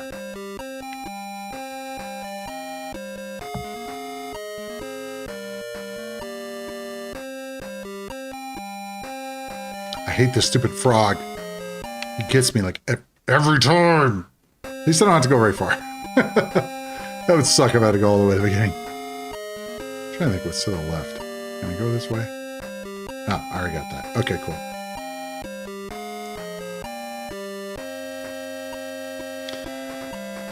Okay, frog, you need to go away. Alright. That's usually what I do is I just drop down so that I don't have to deal with trying to get on that ladder with that stupid frog. Because he gets me every time. Okay. Okay, cool.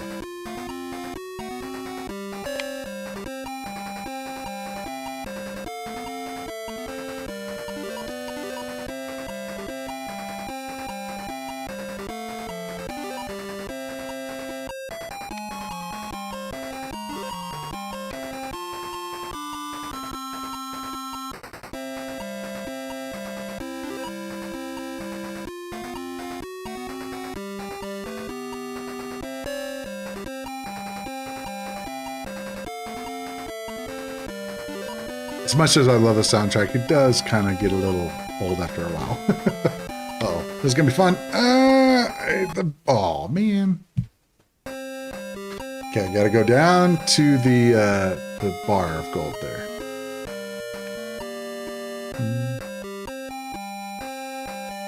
See, the problem with falling, though, is it actually takes away points, which is not ideal, but better than dying, I guess.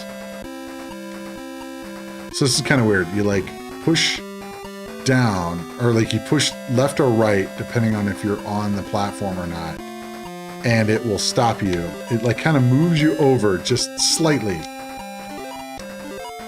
It's kind of weird.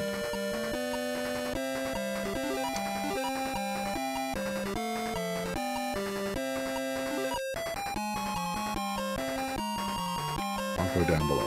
Well, maybe. Yeah, we'll go down below. Just because that's a pain to deal with the bats.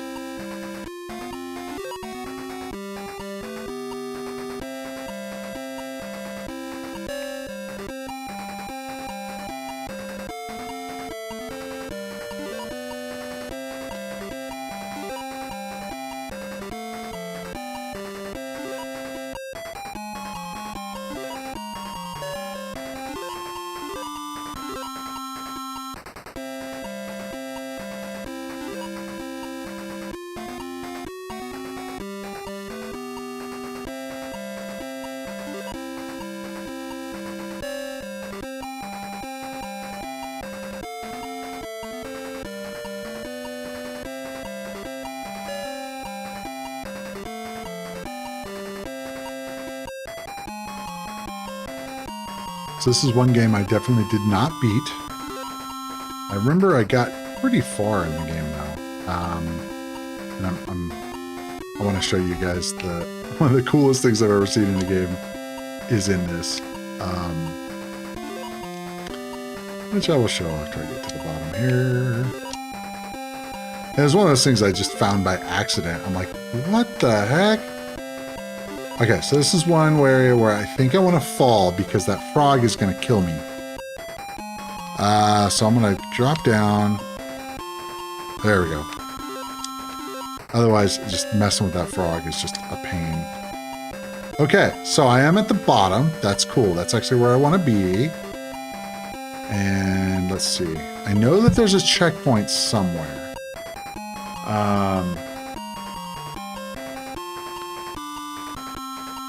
Yeah. Well, this probably fit in even smaller, 48K probably, because, yeah, the 800 only had 48K, unless you modified it. Yeah, but the XLs had the 64K or the 128. What's interesting is that you actually couldn't address more than 64K of RAM anyway. So the way they did that with like the 130XE, there it is. The way they did it with the 130XE is they had what's called bank switching. So they had it to where they had to do some instruction to be able to say, okay, I want to be able to switch between this bank of RAM memory and the other. So it actually made it, even though it had more memory, that's right, it's a dead end, great. Even though it had more memory, it couldn't address it at once. And don't hit me. So there were very few games that actually used it. I remember there were a couple games that, like, I think the Eidolon and Chronos Rift were ones that actually required like the XL or XEs. And I'm not sure if it was because, I think it must have been just memory. But the deal was that, yeah, so in order to use like the more memory, they actually had to use special instructions just to switch the memory. And the problem is that when having to do that is, it'd be really interesting to look at it because I do assembly language programming too, to be able to see how they did that, because you could put stuff in RAM and then you have to go away from it. So you have to like kind of really plan your program around that. Oh, this is a frog. Oh boy. That's what I was afraid of. I hate that freaking frog. So they could address up to 64K.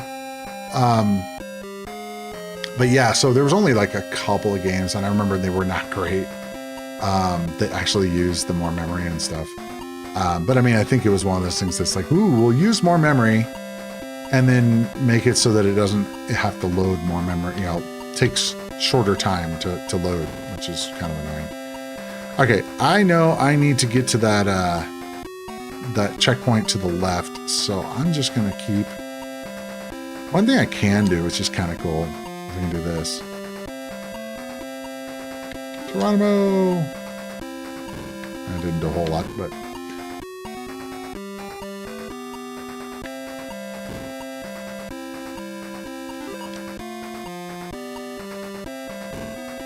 I don't remember if this is the bottom or not. Nope. Have to keep going down.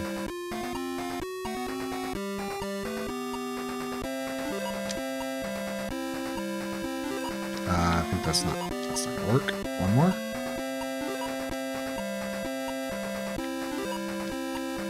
Oops.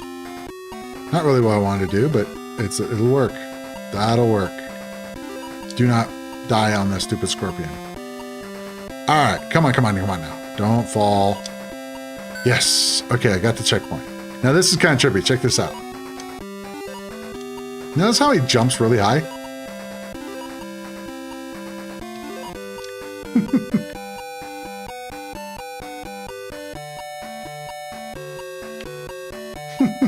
I love this. I accidentally found this. I'm like going, what the? What? A balloon? What the? Wait, what? That doesn't even make any sense. But it's in the game. Hate these guys. I'm just gonna go up here. Not deal with the bats.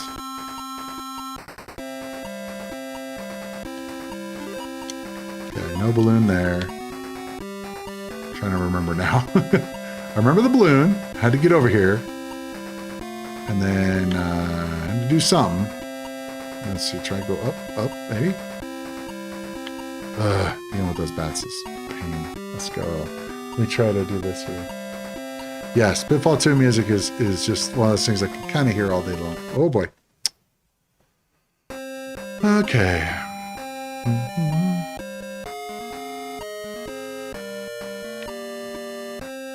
Take the balloon ride again.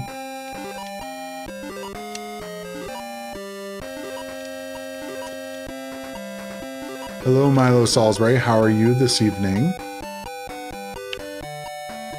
So do I want to go higher or do I want to go lower? Actually, I'll just go higher up. Why not? Go one mile up. Maybe I'll just keep going up high.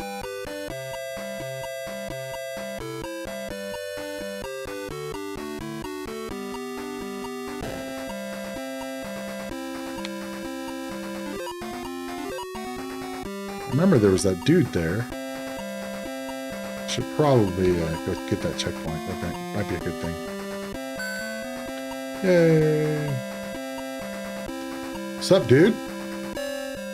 I like collected the guy. That's weird. Oh, really? You're gonna hang out down there? Thanks. Come on, move away. Move away. No, away, away. Keep walking. Really? Come on, man.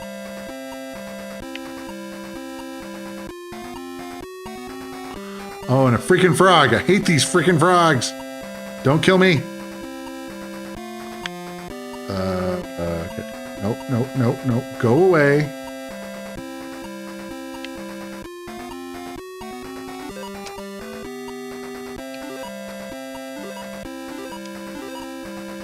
Should I jump across? I can make it. I can do it. Maybe if I get a running jump.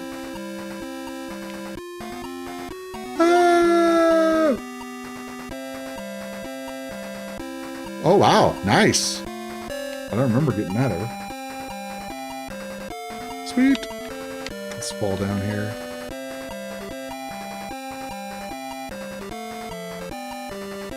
That's a long drop. Gunk. Okay, that was the... I don't know if I wanted to hit that checkpoint, actually. Oh, wait. I must... Wait a minute. I wasn't here before. I don't know. Oh, what is birds? Hate this guy. Alright, this thing can go forever, so I don't need to bore you guys with it. But definitely a cool game. Pitfall 2.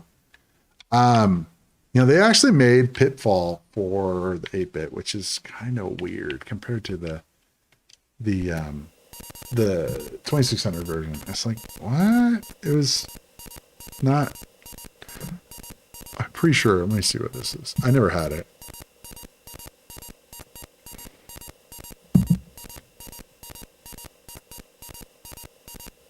So, Highlander, do you have any favorite ST games that I can play next time? Oh, that's right. Yeah, this is weird looking compared to the original Pitfall. So weird looking. Because then I can always get them ready. Oops, that's not what I wanted to do.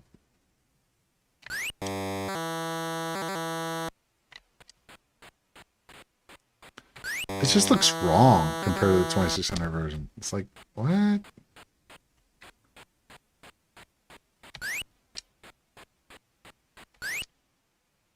Sounds odd. Dungeon Master, yes, I could do a whole video of that. Whoop, it like jumped off. It was weird. I actually played that like not that long ago. Sadly, I had to do it in DOSBox because the SD version was just so slow, even with emulation or under emulation. But I did actually go through and beat it again. It had been a while. But such a good game. It was like a defining game for that system. I definitely will have to show. Why? That's so weird. It like makes me jump off every time. Maybe I have to hold it or something. Anyway, yeah, Dungeon Master was absolutely, one of my favorites. I think of some of the others. It's like one of those things I have to jump in.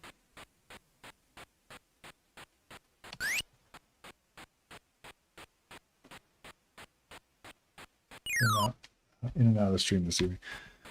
Well, I appreciate it, Milo. Hopefully, you're getting some entertainment value out of it. I know you've probably seen these before, but some of them I actually haven't seen. It's like the Pitfall version. It's like, It's funny is the map, I think, is the same as what I was doing on the 2600 the other day. Oh, I hate these. Come on. Oh, I know. I need to find one that's a definitive game. Come on. Oh, why? I don't understand why it keeps doing that. That's weird. Okay, I gotta play a game here. So let's see. One that I believe was at least a exclusive for a while. Let's see. There we go. Boulder Dash. This was a cool game. They're all cool, but you know, whatever. Not that I'm biased or anything. So yeah, kind of thinking I want to set up an ST emulator. ST stuff is a little bit more challenging, especially since a lot of the games were getting them the clean versions of games is rough. Like I'm not really big on the what are they called? Discs where, you know, the cracking group put out like 4 games on the disc and you have to go through their menu system and all that. It's just annoying. Prefer the clean ones. So this is a cool game. Let's see here. I'm trying to remember, what do I need to do? I need to collect the diamonds and not die. I remember that was a thing. Not dying is a good thing.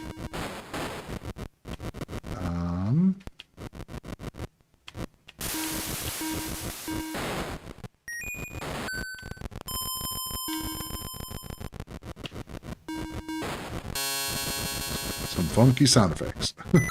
Oh, get back here.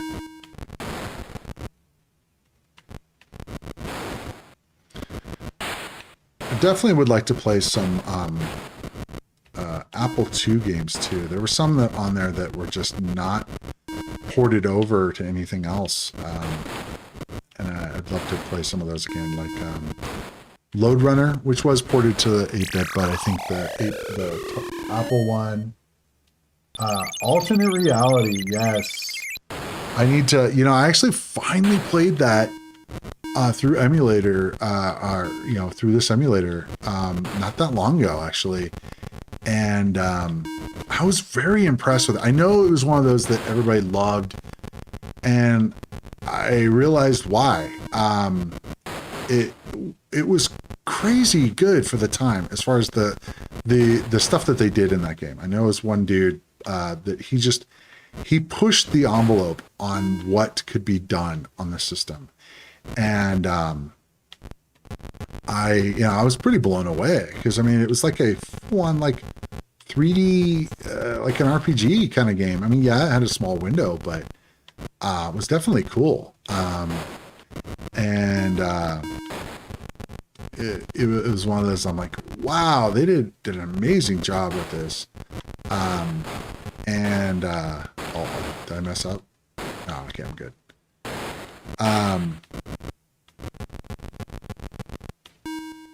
Do I need to find an exit? I don't remember. It's been a while. So you said Deturos. You know, I have heard of that, but I don't think I ever played it. I don't know if I ever had it. There's a bunch of games on there that it'll be okay playing it single player, but I really liked games like, I don't need to go to that thing, do I? I think that's a bad guy. There was a couple games. Oh, let's go back here. Okay, cool. There were a lot of a lot of games that I used to get from the internet at that time, and I remember because the internet was just kind of getting started. Well, what we know of as the internet, and I remember getting a lot of public domain games, and there were quite a few out there that were just really good. I think that was kind of after the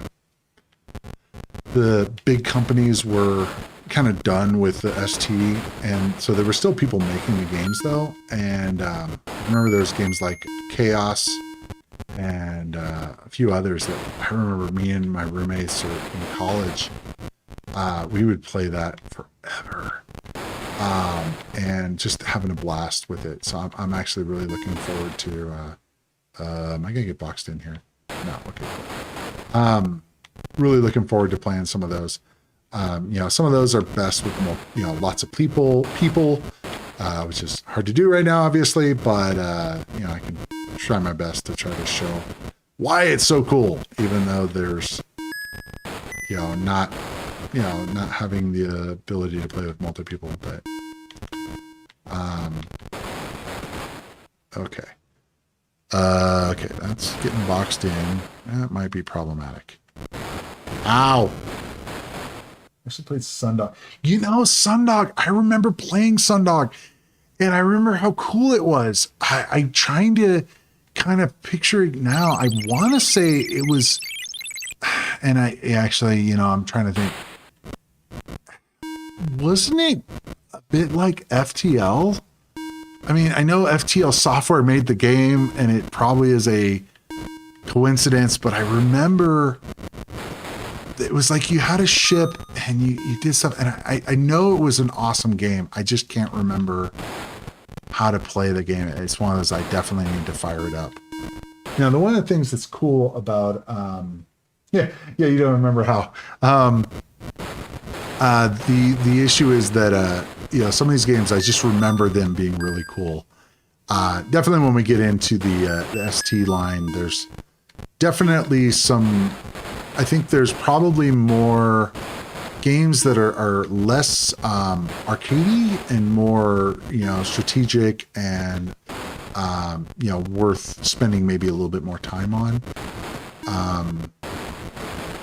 As well as things like that Adam's Family, so that my moderator will be happy. It's not Castlevania, but you know, it's a. I know. Adam's Family is definitely on your list of favorites. Okay, let's see. Do I box myself in here again?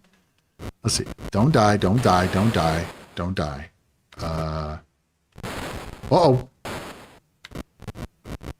It's a little bit challenging.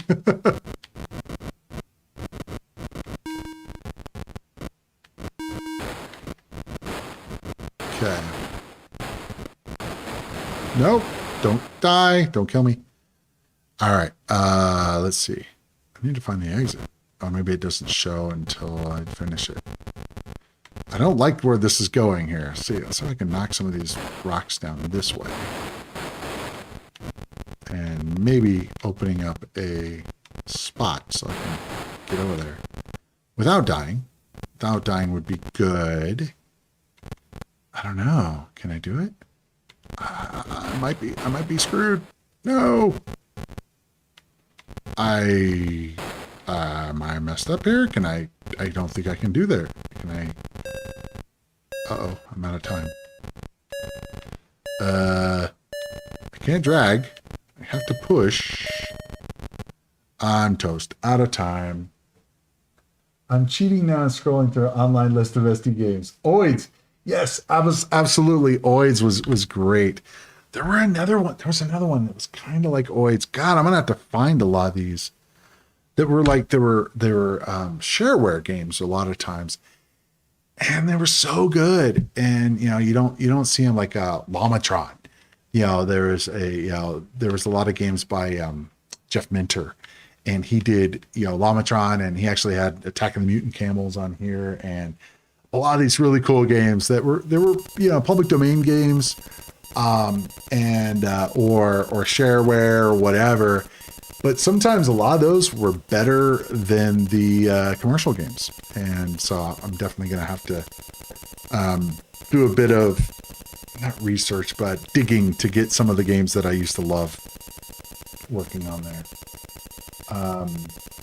Yeah, Oids I know is one of those that's right up there with a lot of the other games that, you know, Dungeon Master and stuff like that were some of the ones that are definitely favorites of the platform. Another one I used to love playing, it'd be cool to, did my computer die? Why does it? Hopefully this is still working, because it just went black with no sound. Okay. I guess that was just the emulator. All right. I guess Bounty Bot Strikes Back didn't work. I was looking for X and Minor 2049er, but it's fine. Let's see. Caverns of Mars. Definitely a cool game. Chomper. Yeah, some of these I need to have actual pictures on it so I can see. And some of these pictures are just wrong, period. Decathlon. I'll try some Decathlon. yeah, I'll have to go through and find a list of the best games. I'm pretty sure I got most of them here for the Atari 8-bit, but to be honest, I'm kind of getting to the bottom of the barrel. I found a lot of the games that I really liked, so I had to add them to my favorites. But when I get into the ST line, that's going to be one that it's going to take a while probably to get all that going. All right, let's see what we got. Okay, now this is the left, right, I think. Oh boy. Yeah, let's do this. All right, this is fun. Probably easier with the controller like this, though. You got to say, compared to a normal joystick. Yeah, I beat him. Yay. Okay. Hello. Oh, I think it's one of those you choose the event. One player, enter initials. Decathlon. One player, add. Oh, wow. To use it. Oh, wow. You had to use the joystick? Wow, that's kind of lame. You have a keyboard. I guess they were assuming that if you had a like a XEGS or something, you didn't. Okay, decathlon, no. Long jump. Let's see. I don't want to do one of those. I'll do a javelin. That might be cool. All right.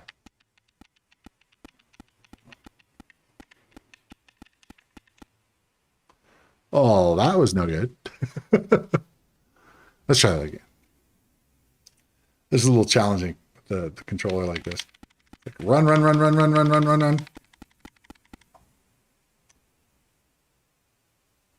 a little farther. Go. There we go. That's probably decent. Maybe. I didn't hold it long enough, though. One player is kind of lame in these kind of games. The whole idea is to play with somebody else. By yourself is kind of lame. Okay. What do we got? Dimension X we played before. Dog Days. I remember playing that. Drop Zone. That was actually a pretty cool game.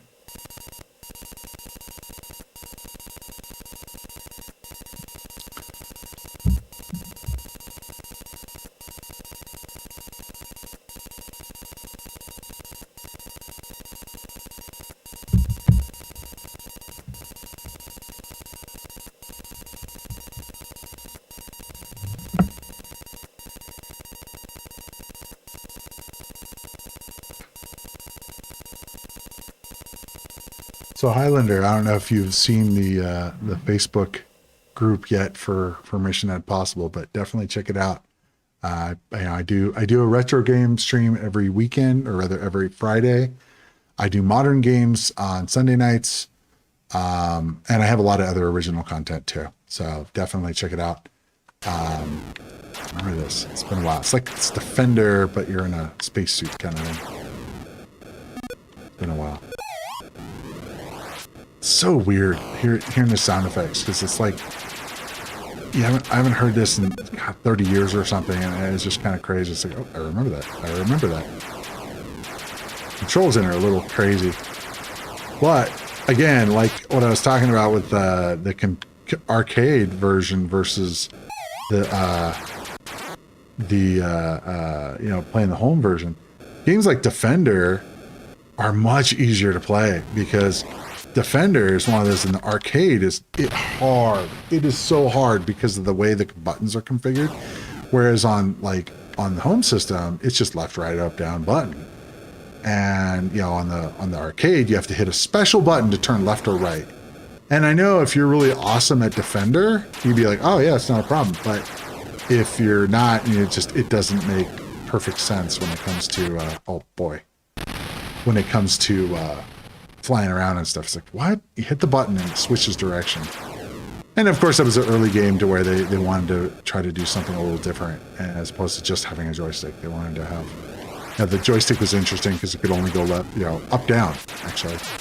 Only up, down, and the button made you go left or right. Will you die? Come on! And so it was just an up, down joystick, and really? And, you hit the button to switch directions, which is weird. Your rank is not listed. Practice recommended. Gee, thanks. What do you think I was trying to do? Practice recommended. What do we got here? Dreadnought Factor. That was actually a pretty cool game. I played that a little while the other day. So, my beer wants out and it wants a refill, so I will be back shortly. Give me just a moment. All right. And while I'm on a break, make sure to check out the Facebook group. Okay. We're going to go to take.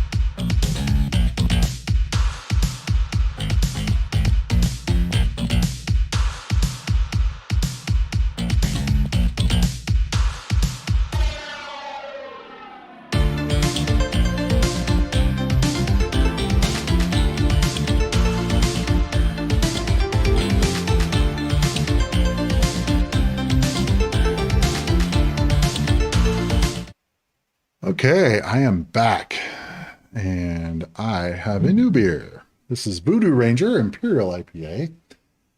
I am not a big IPA drinker, but I have a fridge full of these, as well as other IPAs, and it's like, well, I better drink it, I guess. Don't want anything to go to waste. So, Imperial means, extra weak, right? That doesn't look like it's extra weak. It's probably going to be strong. Probably pretty hoppy. That's okay. Love the smell of the IPA, though. That kind of fruity smell.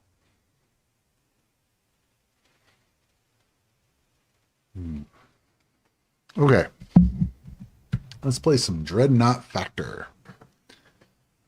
Okay.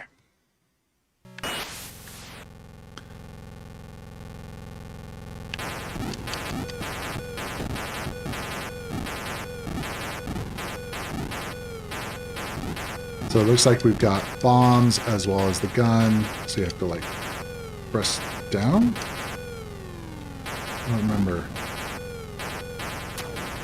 Down, I think, will bomb. Or just pressing the button and it'll bomb the guns on. Again, that's one of those things where they don't have a secondary button.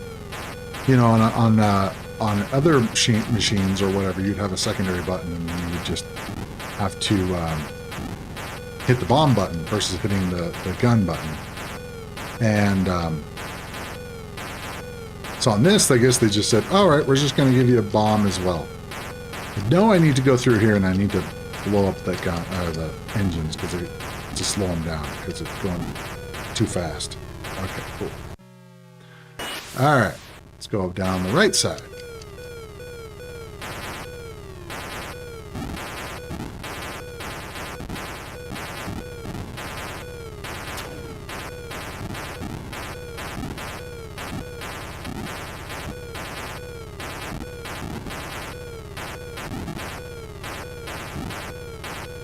So my goal with this retro channel, or the retro stuff that I'm doing, is I'd like to kind of go through and play lots of different platforms that, you know, maybe I didn't have. You know, I didn't have like the Commodore stuff or any of that. I mean, I didn't have, because I know there's tons of good stuff on the Amiga, which even, you know, is like a 4-letter word from the Atari side, but hey, whatever.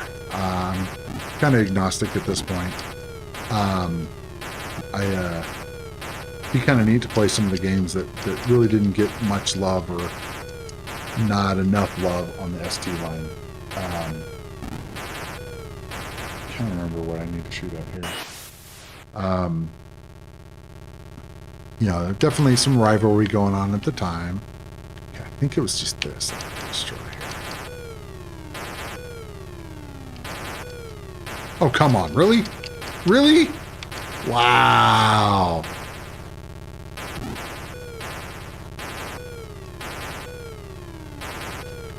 Okay, fine.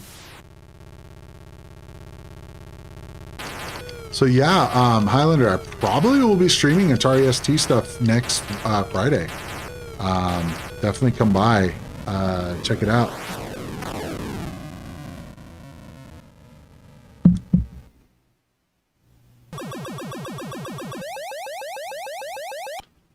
Victory! Yay. So I think there's like, you can change the level. So there's like select option, you know, 1, 2, 3, 4, 5, 6, 7. Let's go to the top level. See how this goes. My guess is badly. My guess is very badly. But we'll see. I think I want to jam to the end and then blow away the all. Not me. Blow away the guns, or rather the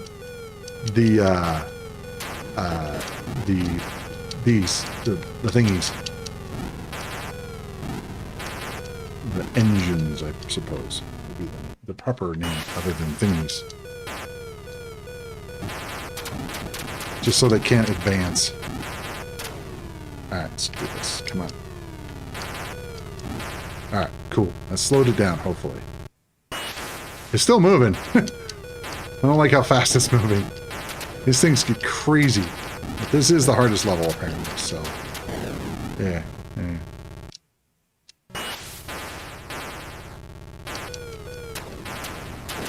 Don't kill me. Man, these things are crazy.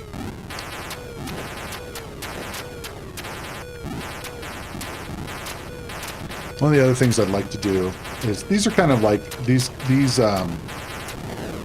streams are more like just kind of an overview.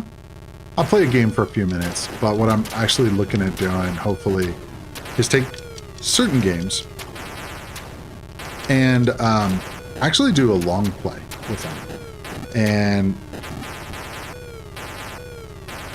just see how, you know, play it for quite a while and see how well I can do, you know, get a high score or whatever.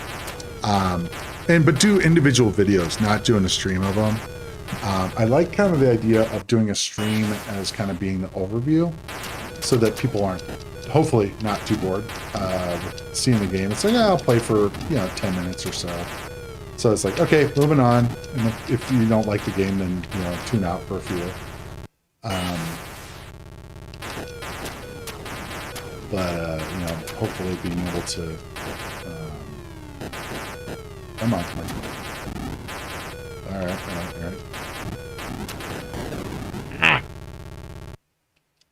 I'm gonna die. It's right here. Cool.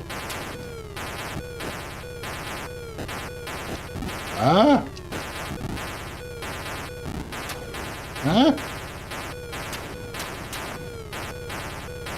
on. Man, those guns are a pain. keep shooting at me and stuff. I don't know why. Maybe because they're guns. Might be able to pick this out. I don't know. It's hard to say. Oh, hey. Nice. Victory. Victory, hopefully. Oh, whoa. Ooh, I haven't seen this. Interesting. It's a different shaped one. Whoa. Whoa, I just died. Let's try this again. Let's go down one side just so I can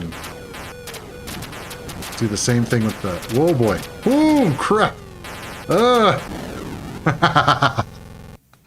Okay.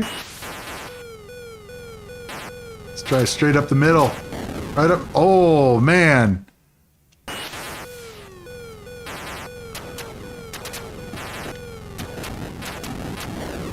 Oh, boy. I think that's... Oh, one more. Try to go... Oh. Man, this thing is long. Crazy. Trying to get to the engines. Oh, boy. Woo! Die. Okay, see if I can do this now. Get really close. Come on, come on, come on.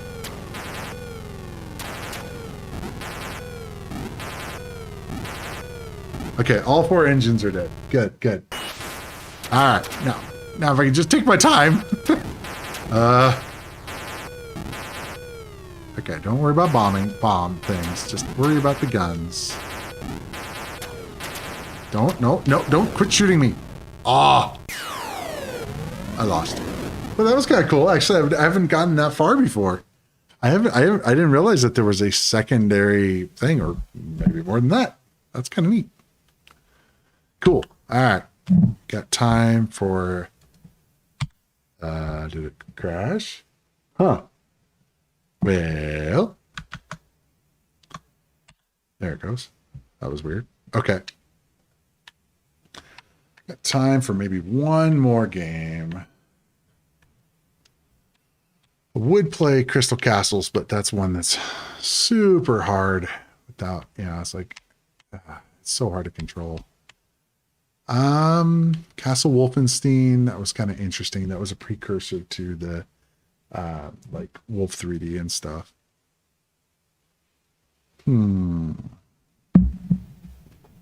Carnival Massacre. Never played that. This is kind of a cool game. Biodefense. It has voice ish. I'll let you judge on how good this voice is. I'll give you a hint. It isn't.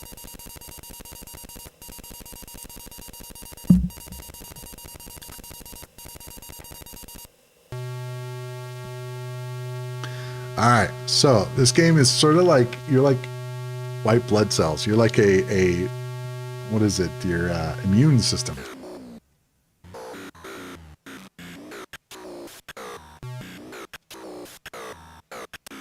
I have no idea. My name is Electros M. I have no idea what that means.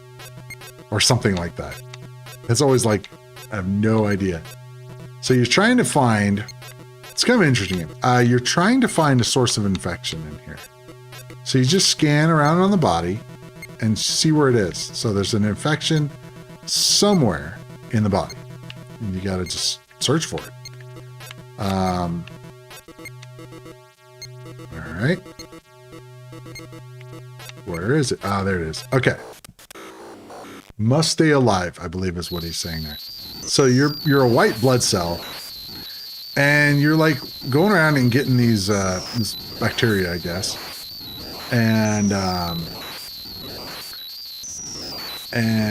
So you get like slow, and it like, I think it actually hurts you if you get too many at once. But you're trying to get all these little these bacteria, germs, whatever they are.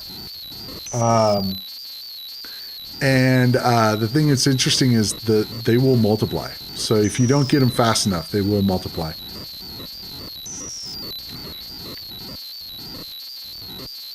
definitely an interesting concept. You know, I don't think I've ever seen, I mean, I know they have some games where you're doing like surgery or something, but this is kind of cool that you're inside a body apparently.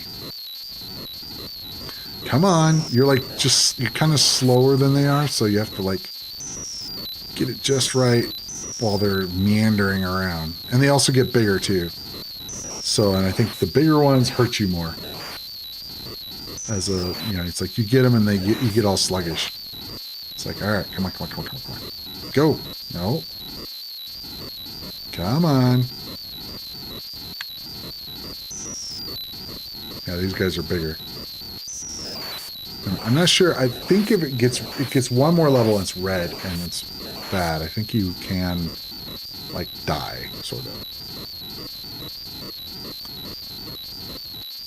Come on. Okay. So I was able to get all the germs.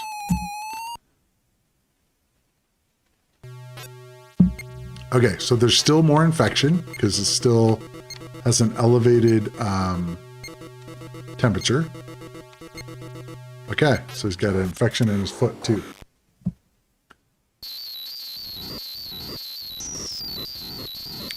Kind of a silly game, but I actually played this quite a bit.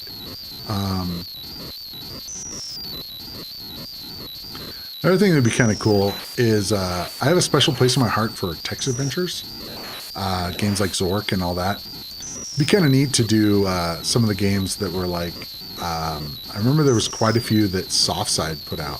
Softside was a magazine like Antic and the others.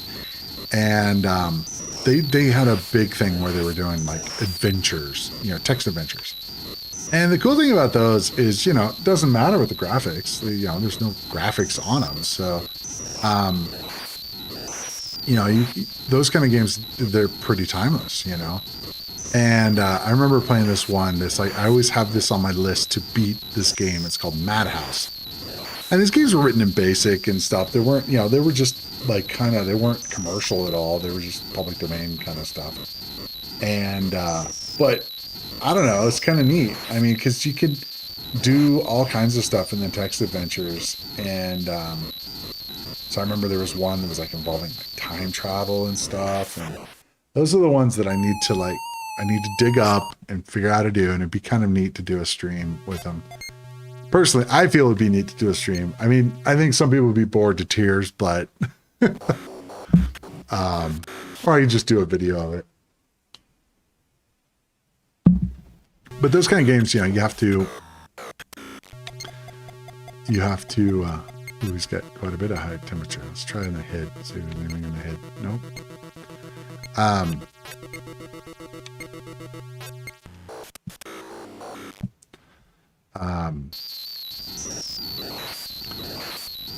What was I going to say? Yeah, doing the text adventures, I think would be neat. But again, yeah, it'd be probably boring for for a lot of people. So I have to try to find stuff that would be interesting, but still fun for me. So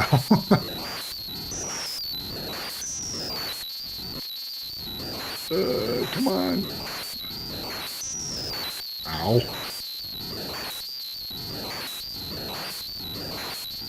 Gets really slow when he gets, a lot of germs in him. Come on, go.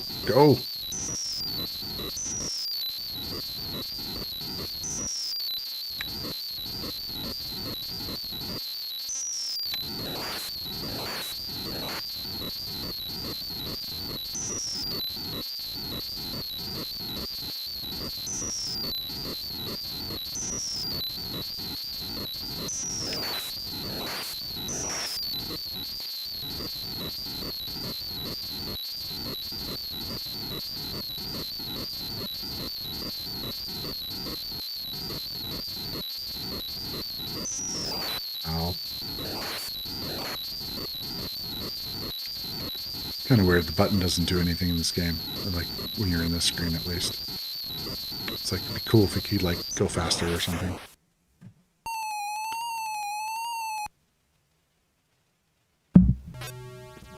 All right, where is the last infection, or where's another infection at? I think if you take too long or you die or whatever, you have to, the patient will die eventually.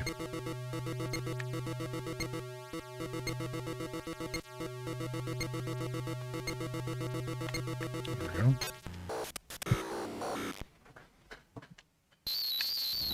He's got some big boys in here now. Oh yeah, it goes black. So you have to watch out. You have to like grab a little bit at a time and not too many.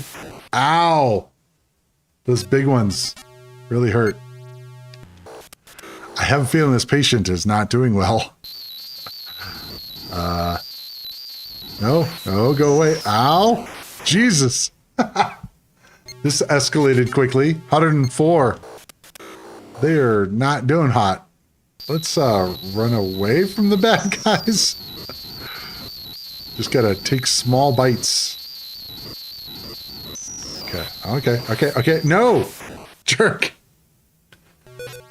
Interesting concept, though. In that, you know, at the beginning you're trying to grab them, and then towards here, they're trying to grab you. Think you're safe in here.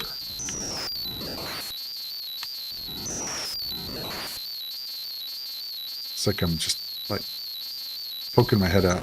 Aw, 2 of them. I'm guessing they're going to die at 108, but we'll see. Try not to kill him.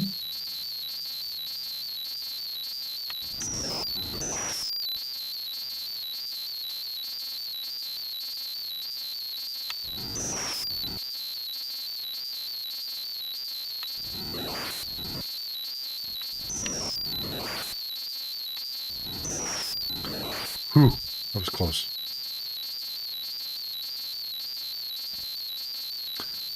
Could probably come out of here now.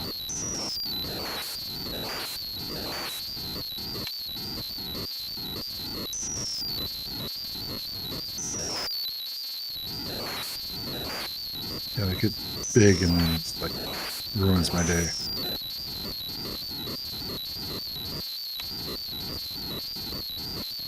Definitely an interesting concept. You don't see games like this much.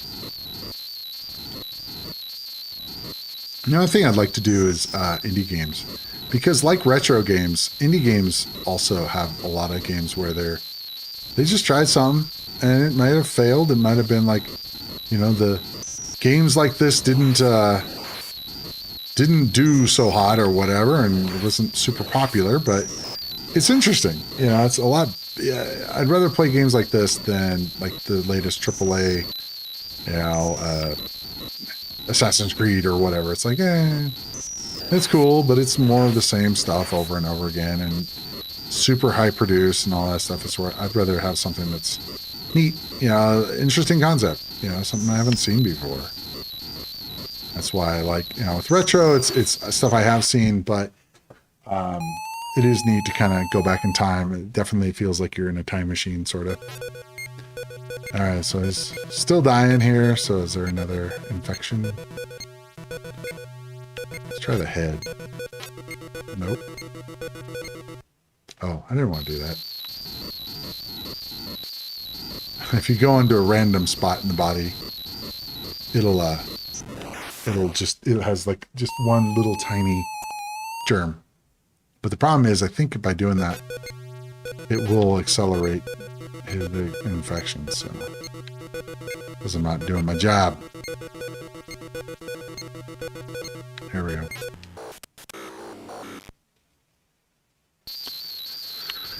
Okay.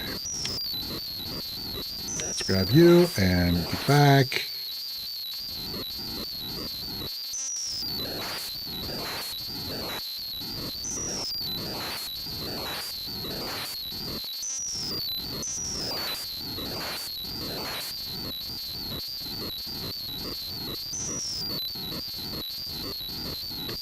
Oh, that might be bad news. 2 of them. Oh, okay. 2, I think, is okay. It's the mega ones that are a problem.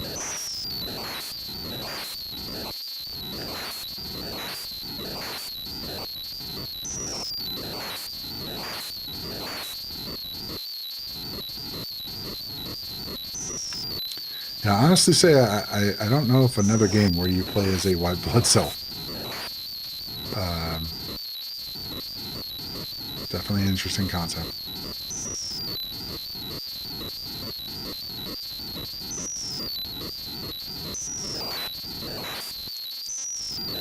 I just imagine the pitch, in the meeting. You're like, okay, so you chase after germs. Okay.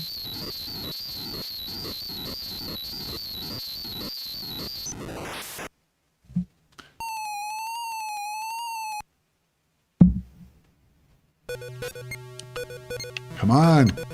Temperature's still not going down.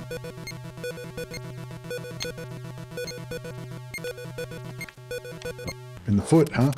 All right. Oof.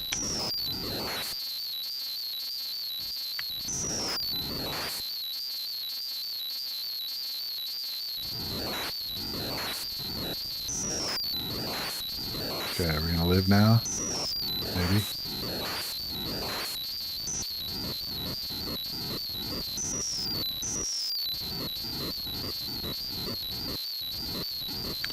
Come here, little Jermies. Get over here. Big Jeremy.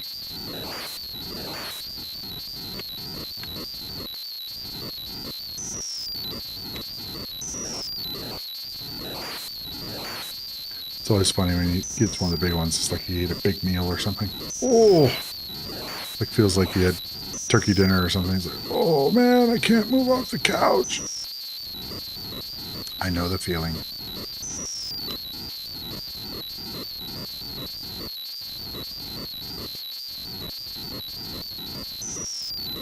Come on. There we go. Cool. Hopefully the infection is gone. It's going down. Do we cure him?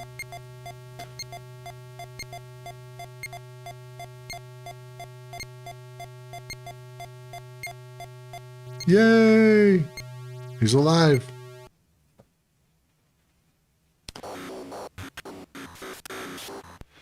Biological infestation. Next infection level. Okay.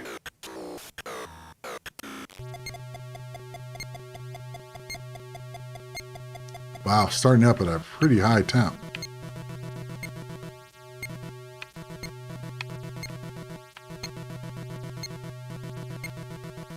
Okay.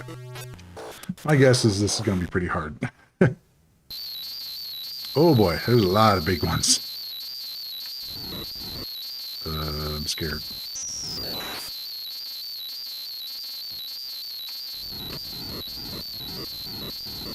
Don't think there's a time limit here, but it does. They do get bigger if you wait. So, not usually in your best bet to wait.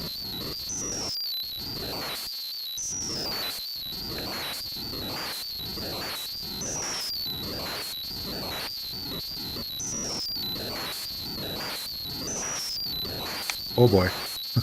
Don't want those big guys. They will kill me.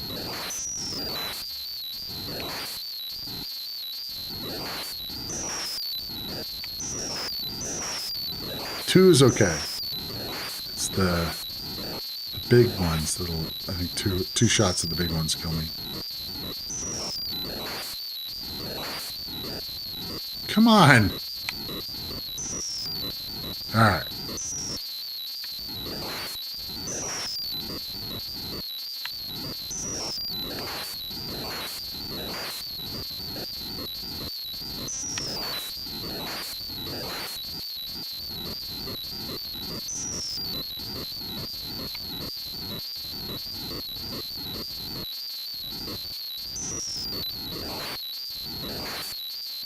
Am I out of time? It's blinking.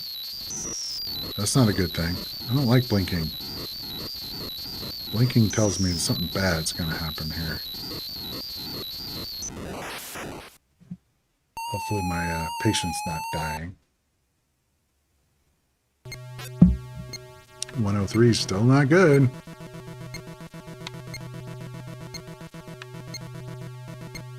Oh my god, how many infections does he have? Alright.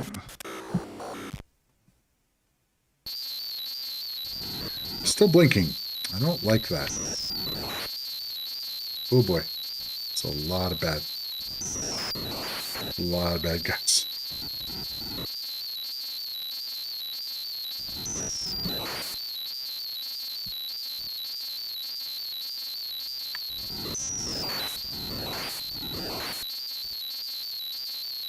That blinking just does not look good to me.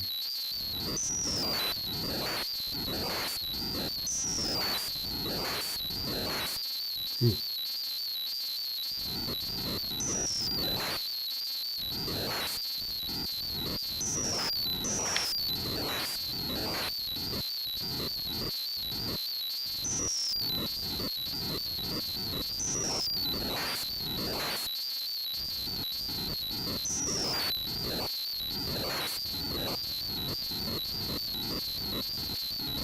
Whole mess of them over here.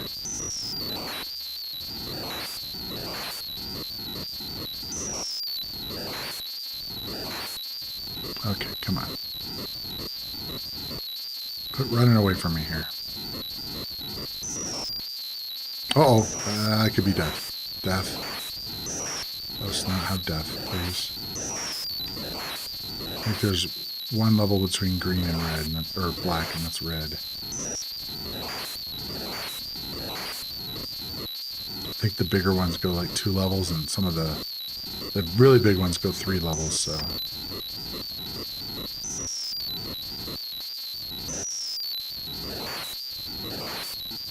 Really curious what that blinking is.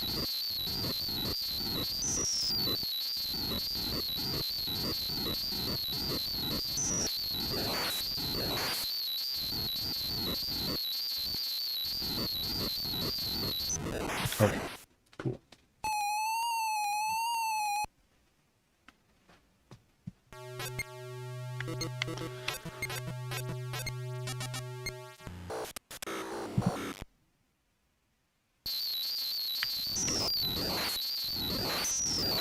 Uh-oh, that's death.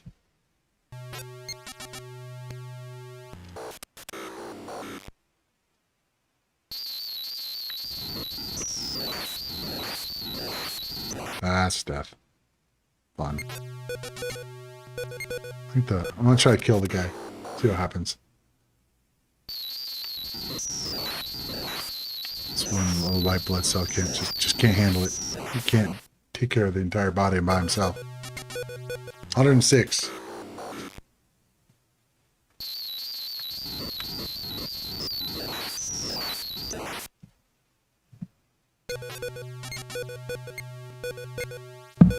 $107.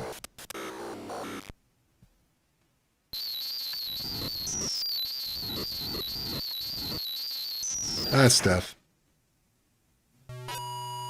Uh-oh. That's not a good sound.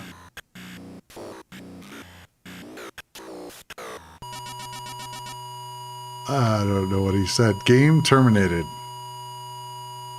108 temperature. Okay. With that, it's after 10 my time. So,